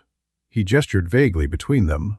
Whatever this is, Saria's expression softened. You're terrible at this. Flirting, I mean. Yeah, never had much practice. I noticed. She stepped closer, her hand rising to touch his cheek. Her scales were warm against his skin. When this is over, when Kalia's defeated and the circle's broken and the world isn't ending anymore, we're going to have a very long conversation about expectations and intentions and what exactly you want from this relationship. Is that what this is? A relationship. It's becoming one. If you want it to, Harry covered her hand with his. I'm not good at this, at letting people in. at trusting that they'll stay. I know. That's why I'm not asking you to trust me completely. I'm just asking you to try. Saria leaned forward and pressed her lips to his forehead, just above where the crown rested. Now go save the world. Harry Potter. We'll figure out the rest later. The portal deposited them in the Egyptian desert at sunset. Harry had never been to Egypt before. Never been much of anywhere, really, except the places the war had taken him. The landscape was stark and beautiful, sand dunes rolling toward the horizon under a sky that blazed orange and red. The site is 2 miles north, Maluzan said, consulting a device that looked like a compass made of bone. The circle will have perimeter guards, but the real defenses are underground. Once we breach the entrance, you'll need to move fast. What about the traps you mentioned? Ancient. Powerful. Designed to kill intruders who don't carry speaker blood. Maluzan's lips curved. Lucky for you, you carry more speaker blood than anyone in 3,000 years. Great. So I just walk through and hope I don't trigger something my blood can't handle. Essentially, yes. Harry looked at Saria, who'd insisted on accompanying him despite Maluzan's objections. Reassuring. I didn't say it would be easy. I said it was necessary. Maluzan signaled to her gray-robed fighters. Move out. Standard approach formation. Remember, the speaker goes in first. Our job is to keep the circle off his back while he works. They moved across the sand in silence, the only sound the whisper of wind and the soft hiss of Naga tails on desert ground. Harry could feel the weight of the crown on his head, the power of the chamber thrumming through his veins. He was stronger than he'd ever been. He hoped it would be enough. The circle's perimeter was exactly where Maluzan predicted, a ring of sentries disguised as rock formations, their magical signatures masked by sophisticated ward work. Harry spotted them only because his enhanced senses caught the faint wrongness of their presence. 12 guards, Saria whispered. 4 on each side, probably more in reserve. Can we go around? Not without alerting them. The ward network extends beyond the visual perimeter. Step on it and they'll know we're coming. Harry considered the problem. Direct assault would cost them surprise, but sneaking past seemed impossible. Unless, what if I announced myself? Saria stared at him. What? The circle wants me, right? That's their whole purpose. Capture or kill the last male speaker. What if I give them a target to focus on while you flank around? You'd be exposing yourself to their entire defensive network. The traps were designed to kill non-speakers. And the guards? Harry touched the crown. I can handle guards. This is insane. It's also our best option. Harry turned to Maluzan. Give me 10 minutes, then hit them from the west. By then, I should be inside the entrance. Maluzan studied him for a long moment. Then she nodded. 10 minutes. Don't be late. Harry stood and walked toward the circle perimeter. The first sentry spotted him almost immediately. A shout went up, and suddenly the rock formations were dissolving, revealing robed figures with wands drawn. Potter, someone called. Stand down. You're surrounded. Harry kept walking. Spells started flying, stunners, body binds, cutting curses. He caught them on a shield that formed instinctively, serpentine magic weaving through his defense like water through cracks. Last warning? The lead sentry shouted. Surrender or will. Harry flicked his wrist. The sentry flew backward into his companions, all 3 of them tumbling across the sand. More spells came, more attacks. Harry deflected them almost casually, his enhanced senses tracking each threat before it fully materialized. He reached the entrance to the underground site without breaking stride. The door was ancient. Massive stone slabs carved with hieroglyphics and serpentine symbols. Harry placed his hand against them and felt the magic within respond to his blood. The doors opened. Behind him, the sounds of combat intensified as Meluzin's forces hit the circle from the west. Harry didn't look back. He stepped into the darkness and let the doors close behind him. The underground temple was even older than the western ruins. Harry could feel it in the stone, layers of magic so ancient they'd fossilized into the very structure of the place. His lumos revealed walls covered in carvings that predated Egyptian civilization, depicting scenes of Naga and humans working together in ways he didn't fully understand. Speaker. The voice came from everywhere at once, and Harry recognized it immediately. Kalia, you come seeking the access point, seeking to prevent the circle from destroying what remains of the old alliance. Get out of my head. I'm not in your head. I'm in this place. The temples were built on ground sacred to serpent kind. My presence pervades every stone, every grain of sand. A pause. I'm not here to fight you, Speaker. I'm here to show you something. I don't want to see anything you have to show.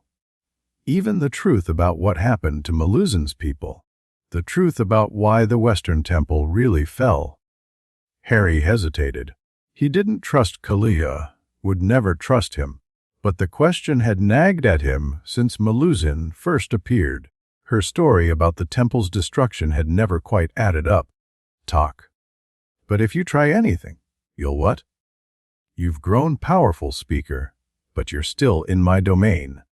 Here, I could crush you without effort. Then why don't you? Because I want you to understand. Understanding is more valuable than victory. The presence shifted, and suddenly images flooded Harry's mind. Memories, not his own, showing events from 3 centuries past. He saw the Western Temple in its glory, towering spires of crystal, gardens filled with plants that glowed with inner light, Naga going about their lives in what looked like paradise. The Western Temple was the strongest advocate for alliance with humans. Kalia narrated. They pushed for integration, for breeding programs, for speakers who could walk in both worlds. The other temples, including Vasuki's precious southern stronghold, were more cautious. They wanted time, study, control. The scene shifted. Harry saw Meluzin, younger, her crimson scales gleaming, standing before a council of elder Naga. Meluzin was the loudest voice for immediate action. She argued that waiting only gave the circle more time to prepare, more opportunities to assassinate speakers before they could be protected. Kalia's voice carried a note of what might have been admiration. She was right, of course, but the other temples refused to listen. What happened? She decided to force the issue. If the temples wouldn't act willingly, she would give them no choice. The image changed again. Now Harry saw Meluzin standing before an altar, performing a ritual he didn't recognize. She tried to awaken me, to break my seal early, hoping my return would unite the temples against a common threat. She thought she could control the situation, release me partially, use me as leverage, then seal me again once she'd gotten what she wanted. Harry's blood ran cold. She caused the Western Temple's destruction. She tried to use power she didn't understand. The ritual went wrong. The seal cracked but didn't break, and the backlash devastated her temple. Hundreds died, the survivors scattered. Kalia's presence drew closer. The other temples blamed me for the destruction. They sealed the western ruins, declared them cursed, and erased Meluzin's role in the catastrophe from their records. She spent 3 centuries hiding from the consequences of her actions. You're lying. Am I? Ask her if you doubt me. Watch her face when you mention what really happened. Then tell me if I'm lying. The images faded. Harry stood alone in the ancient temple, the weight of what he'd learned pressing down on him. If Kalia was telling the truth, and Harry had the sick feeling he was, then Meluzin had been manipulating them from the beginning. not to stop Kalia, but to finish what she'd started 300 years ago. She wants to free me, Kalia confirmed. She believes she can control me now, use me against the circle, and anyone else who stands in her way. That's why she helped you find the chamber, why she's been feeding you information and building your trust. Why tell me this? Because I want you to understand that there are no heroes in this story, only survivors. Kalia's presence began to withdraw. Make your choice, speaker. Stop the circle, save the access point, continue believing in Melisand's false narrative, or face the truth and decide for yourself what kind of world you want to build. The presence vanished. Harry stood alone in the darkness, his mind reeling. Then he heard the sounds of combat from somewhere ahead, spells firing, voices shouting. The circle was inside the temple too, fighting to reach the access point. Harry pushed Kalia's revelations aside. They'd have to be dealt with later. Right now, he had a job to do. He ran toward the sound of battle. The access point chamber was massive, a circular space carved from living rock with walls that glowed with ancient power. At its center stood a platform holding a crystalline structure that pulsed with light. Connected to the chamber through bonds, Harry could see clearly now that he carried its mark. The circle had beaten him there. 30 operatives at least, maybe more, spread throughout the chamber with wands raised. Some were fighting Melusand's gray-robed agents, who'd apparently found another way inside. Others were working at the crystalline structure itself, trying to damage it with precisely targeted curses.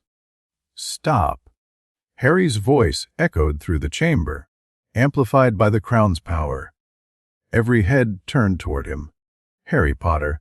A figure stepped forward from the circle's ranks, tall, masked, radiating command authority. The last speaker. We've been waiting for you. I'm flattered. Now back away from the access point. Or what? You'll fight us all. The figure laughed. I've studied your kind for decades, speaker. I know your capabilities. You're powerful, yes, but you're one man against an army. You can't save the access point and defeat us at the same time. Watch me. Harry raised his hand, and the chamber's power responded. The attack wasn't a spell. It was a wave, pure magical force channeled through the crown and shaped by his will. Circle operatives flew backward, slamming into walls, crashing into each other. The ones working at the crystalline structure were lifted bodily and thrown across the chamber. But the leader stood firm. Some kind of personal shield. Harry realized. More powerful than anything the others had. Impressive, the leader said, but inefficient. You can't maintain that level of output for long, even with the crown. I don't need to maintain it. I just need to stop you. You can't stop what's already in motion, speaker. The leader gestured, and Harry saw it. A device attached to the crystalline structure, pulsing with ominous red light. That's a dimensional destabilizer. In 3 minutes, it will tear this access point apart, sending shockwaves through the entire network. The chamber will be cut off from the physical world forever. Then I'll remove it. You could try. But the device is keyed to respond to speaker magic. Touch it, and it detonates immediately. The leader's masked face tilted. You have a choice, Potter. Let the access point be destroyed slowly and try to save the people in this chamber, or touch the device and destroy everything instantly, including yourself. Harry's mind raced. 3 minutes. Not enough time to evacuate everyone, not enough time to come up with a clever solution. The circle had planned this perfectly. Unless... The device responds to speaker magic, Harry said slowly. But what if I'm not using speaker magic? What? Harry closed his eyes and reached for something he'd almost forgotten. The instinctive, unstructured power he'd used as a child. Before Hogwarts, before formal training, before anyone told him what magic was supposed to be. Pure will, untouched by speaker bloodlines. He opened his eyes and moved. The device came apart in his hands. Not through magic, not through any power the circle could have anticipated. Through simple, brute, force physical destruction. Harry grabbed it, wrenched it from the crystalline structure, and crushed it against the floor before the circle could react. The destabilizer died with a whimper, its red light fading to nothing. No. The leader charged forward, wand blazing. Harry caught the attack on his forearm. It burned, but not badly, and responded with a punch that sent the masked figure sprawling. Around them, the battle resumed. Maluzan's forces pushed the advantage while the circle reeled from the loss of their weapon. Harry saw Saria appear from somewhere to his left, her sickle carving through enemies with deadly precision. "The access point is secure," Harry called to her. "We need to." A spell caught him in the back. Harry staggered, agony lancing through his spine. He turned and found the circle leader rising, mask cracked, face visible underneath. It was a woman.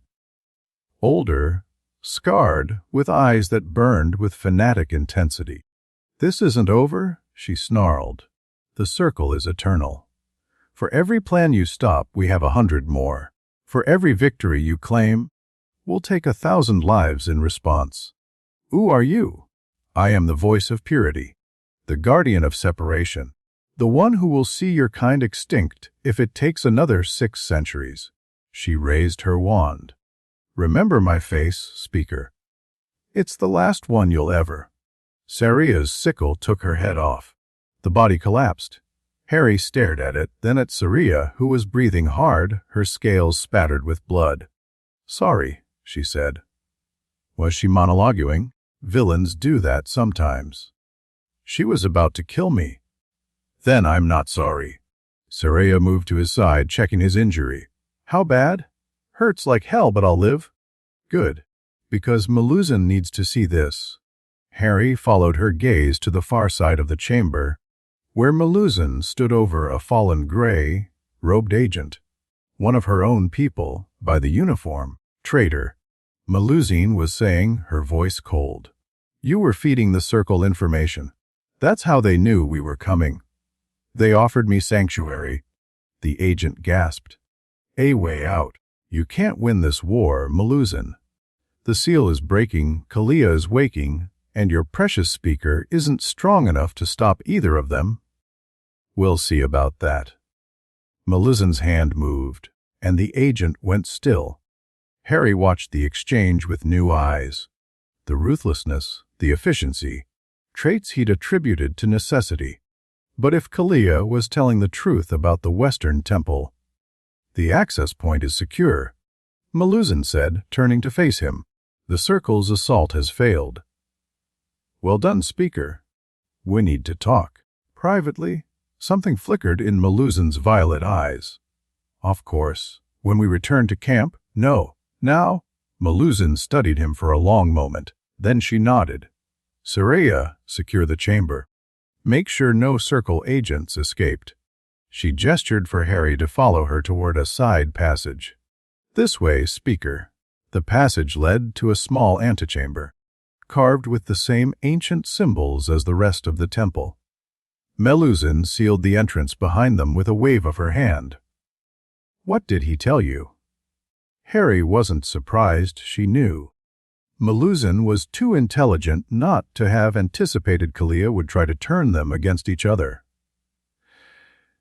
"He said you caused the Western Temple's destruction, that you tried to awaken him 300 years ago, and the ritual went wrong." "And you believed him?" "I believed he was telling some version of the truth. Kalia lies by omission, not invention. It's more effective that way." Maluzan was silent for a long moment. Her expression was unreadable, but something in her posture shifted, a slight loosening, as if she were setting down a weight she'd carried for too long. "I was young," she said finally. "Young and angry, and convinced I knew better than the elders who'd lived for millennia. The circle had just assassinated my brother, one of the last male speakers before the line went dormant. I wanted revenge, and I thought I'd found a way to get it. Be waking Kalia. By controlling Kalia. The ritual I found. It was supposed to bind him to my will, make him a weapon I could aim at the circle. But the texts were incomplete, the translations corrupted by time. What I actually did, her voice caught. The backlash killed everyone I loved. My parents, my sisters. 3,000 Naga who trusted me to protect them? And you've been hiding the truth ever since. I've been trying to make it right. Building networks, gathering resources, preparing for the moment when I could finish what I started.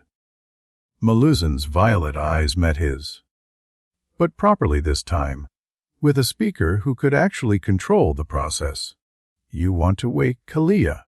That's still your plan. I want to wake him under controlled conditions. With you wearing the crown connected to the chamber, capable of binding him properly this time. Kalia released but contained, a weapon pointed at the circle, at anyone who threatens our peoples. And after, once we've dealt with the circle, you just keep him leashed forever. If necessary. The original alliance sealed him because they couldn't control him. But you're different, Harry. The chamber changed you in ways even I don't fully understand. You might actually be able to do what they couldn't. Harry thought about this. The logic was sound in a horrible way. Kalia contained was less dangerous than Kalia free. And if the seal was failing anyway, what if I can't control him? Then we're no worse off than we would have been. The seal breaks, Kalia rises, and we fight him with everything we have. At least this way, we choose the timing and the battlefield. You should have told me this from the beginning. Would you have helped me if I had? Maluzan's smile was bitter. I've learned that honesty isn't always the most effective strategy, Harry. Sometimes people need to discover the truth on their own before they can accept it. That's manipulation. That's survival. I've spent 3 centuries watching my peoples die while I waited for a speaker strong enough to help me. Forgive me if I'm not always perfectly forthcoming about my methods. Harry wanted to argue, wanted to condemn her for the deception. But he understood, in a way, the desperation of watching everything you loved slip away, the willingness to do whatever it took to stop it. He'd felt that himself during the war, made choices that still haunted him. No more secrets, he said finally. From now on, you tell me everything. All your plans, all your contingencies, all the terrible things you're willing to do to win this war. And in exchange, I don't walk away. I stay, I fight, and I try to help you fix what you broke 300 years ago. Harry met her eyes. But if you lie to me again, if you manipulate me into doing something I wouldn't have agreed to with full information, we're done. I'll find another way to stop Kalia, and you can deal with the consequences of your choices alone. Maluzan was quiet for a long moment. Then she nodded, agreed. No more secrets. Good. Now let's get out of here before the circle sends reinforcements. They emerged from the antechamber to find Saria waiting, her expression concerned. Everything all right? We've reached an understanding. Harry glanced at Maluzan. I'll explain later. You'd better. I don't like being kept in the dark. Neither do I. That's why things are going to change. The return journey to the southern temple was tense. Maluzan's forces had sustained heavy casualties in the battle. 11 dead, another 20 wounded. The circle had been hurt worse, but they could afford the losses better. Their recruitment networks spanned centuries, while the Naga were a finite population with limited ability to replenish. This can't continue, Saria said as they traveled through the portal network. Every engagement costs us people we can't replace. At this rate, we'll be too weak to fight Kalia even if we survive the circle. I know, Harry said. We need to change tactics. To what? I don't know yet. But there has to be a way to end this that doesn't involve bleeding both sides dry. He touched the crown on his head. The original alliance found a solution 3,000 years ago. They sealed Kalia without destroying each other. We just need to figure out how. The original alliance had dozens of speakers. You're one man with the power of the chamber and a lot of very motivated allies. Harry looked at her. It's not hopeless, Saria. It just feels that way right now. Your optimism is either inspiring or delusional. Probably both. They emerged in the Southern Temple's portal chamber to find chaos. Warriors were running. Voices raised in alarm. Harry caught fragments of shouted conversations. Something about the lower levels, something about a breach, something about Vasuki. What's happening? Saria demanded, grabbing a passing warrior. The seal chamber. Something's gone wrong. The High Priestess. They didn't wait for more. Harry and Saria ran toward the temple's depths, following the sounds of commotion. The sealed chambers that Vasuki had accessed were open now. Massive doors thrown wide, revealing passages that descended into darkness. Light pulsed from somewhere below, sickly and wrong. Speaker. Vasuki's voice echoed up from the depths. Come to me. Harry exchanged a glance with Saria, then descended. The passage twisted and turned, dropping deeper into the earth than Harry had imagined possible. The walls were covered with the same ancient symbols he'd seen at the Egyptian site, but these were active, glowing with power, pulsing in time with some vast heartbeat. He found Vasuki standing before a wall of light. The High Priestess looked diminished somehow, her ivory scales dull and her golden eyes clouded. Her massive tail was coiled beneath her as if she could barely support her own weight. I made a mistake, she said without preamble. When I opened these chambers, I thought I was accessing historical records. Instead, I found this.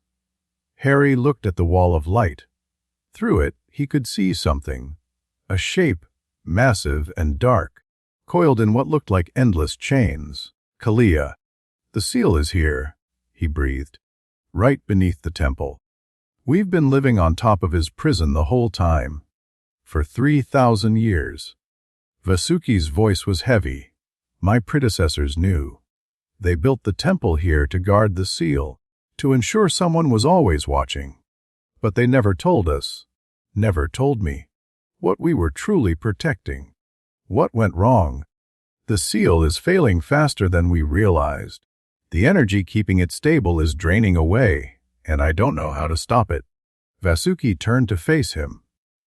But you might. May? You carry the chamber's mark. The crown of binding is on your head. If anyone can reinforce the seal, it's you. Harry looked at the wall of light, at the terrible shape beyond it. Kalia's presence pressed against his consciousness.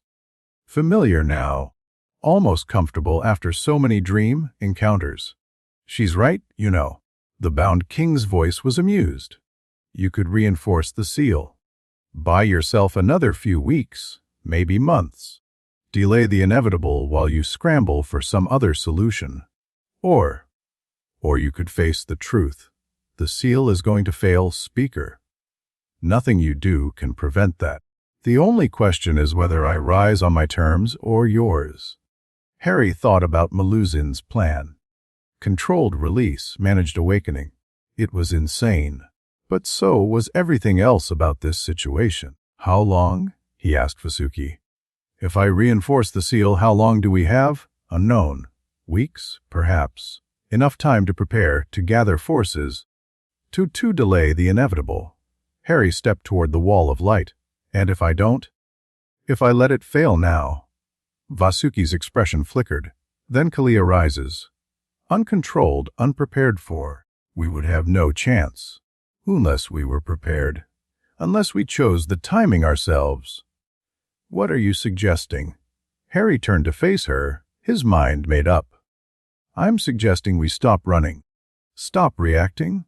Stop letting the circle and Kalia dictate our choices. He touched the crown on his head. I'm suggesting we end this, one way or another. You want to break the seal deliberately. I want to control the breaking. Choose when it happens, where it happens, how it happens.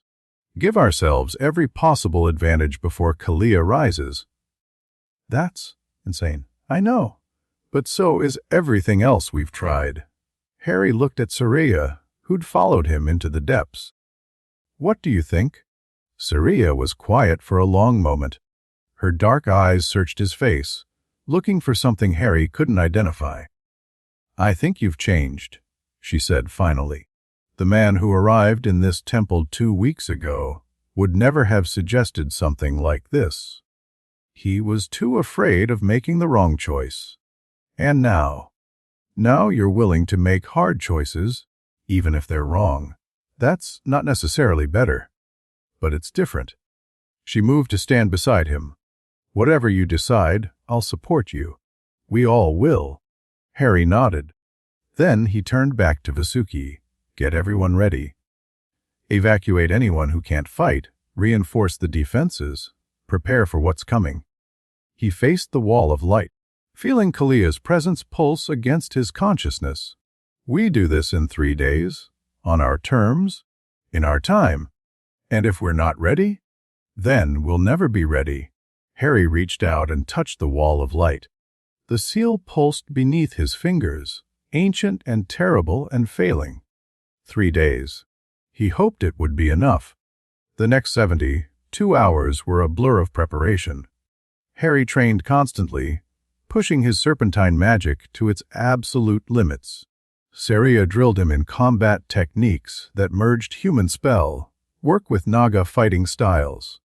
Maluzan shared everything she knew about Kalia, his weaknesses, his patterns, the specific magical frequencies that had proven effective against him in the ancient war. And through it all, Kalia watched. You're making a mistake, he said during one of Harry's dream encounters. Controlled release is a fantasy. The moment the seal breaks, I'll be beyond your ability to contain. Maybe. But at least we'll be ready to try. Ready to die, you mean. Your Naga allies, your human friends, everyone who's foolish enough to stand beside you, they'll all burn. Then they'll burn fighting. Not hiding, not waiting, not slowly watching everything they love slip away. Kalia was silent for a long moment. You truly don't fear death, he said finally. I've never understood that about speakers. The willingness to sacrifice everything for people who'll forget you within a generation. It's not about being remembered. It's about doing what's right while you're here. And you believe fighting me is right. I believe that letting you enslave everyone is wrong. The rest follows from there. Such simple morality, such childish certainty. But there was something in Kalia's voice that might have been respect. Very well, speaker. We'll meet soon enough. And then we'll see whose certainty matters more. On the 3rd day, Harry stood before the seal with everyone who mattered. Vasuki and the Southern Temple's elite warriors. Maluzan and her gray-robed agents. Saria at his side, her sickle drawn and ready. 300 fighters in total. Barely a fraction of the forces the original alliance had commanded. It won't be enough, Maluzan said quietly. Not if Kalia rises at full strength. Then we'll have to make sure he doesn't. Harry turned to face the assembled forces. Everyone knows the plan. When the seal breaks, Kalia will be disoriented. 3,000 years of imprisonment will have left him weak, confused. We have maybe 30 seconds to establish containment before he recovers. And if we fail, then we fight. For as long as we can, for everyone who's counting on us. Harry looked at Saria. Any last words? Just one. She stepped forward and kissed him, It wasn't gentle or tentative. It was fierce, desperate. The kind of kiss you gave someone when you weren't sure you'd ever have another chance. Harry responded instinctively, his arms wrapping around her, pulling her close. When they finally broke apart, the assembled Naga were staring. "I've been wanting to do that since the training ground," Surya said, slightly breathless. "Now you tell me." "Better late than never." She stepped back, her sickle raised. "Let's kill a god." Harry turned to the seal. The wall of light pulsed before him, Kalia's dark form visible through its fading barrier. He reached out with the crown's power and pushed. The seal shattered.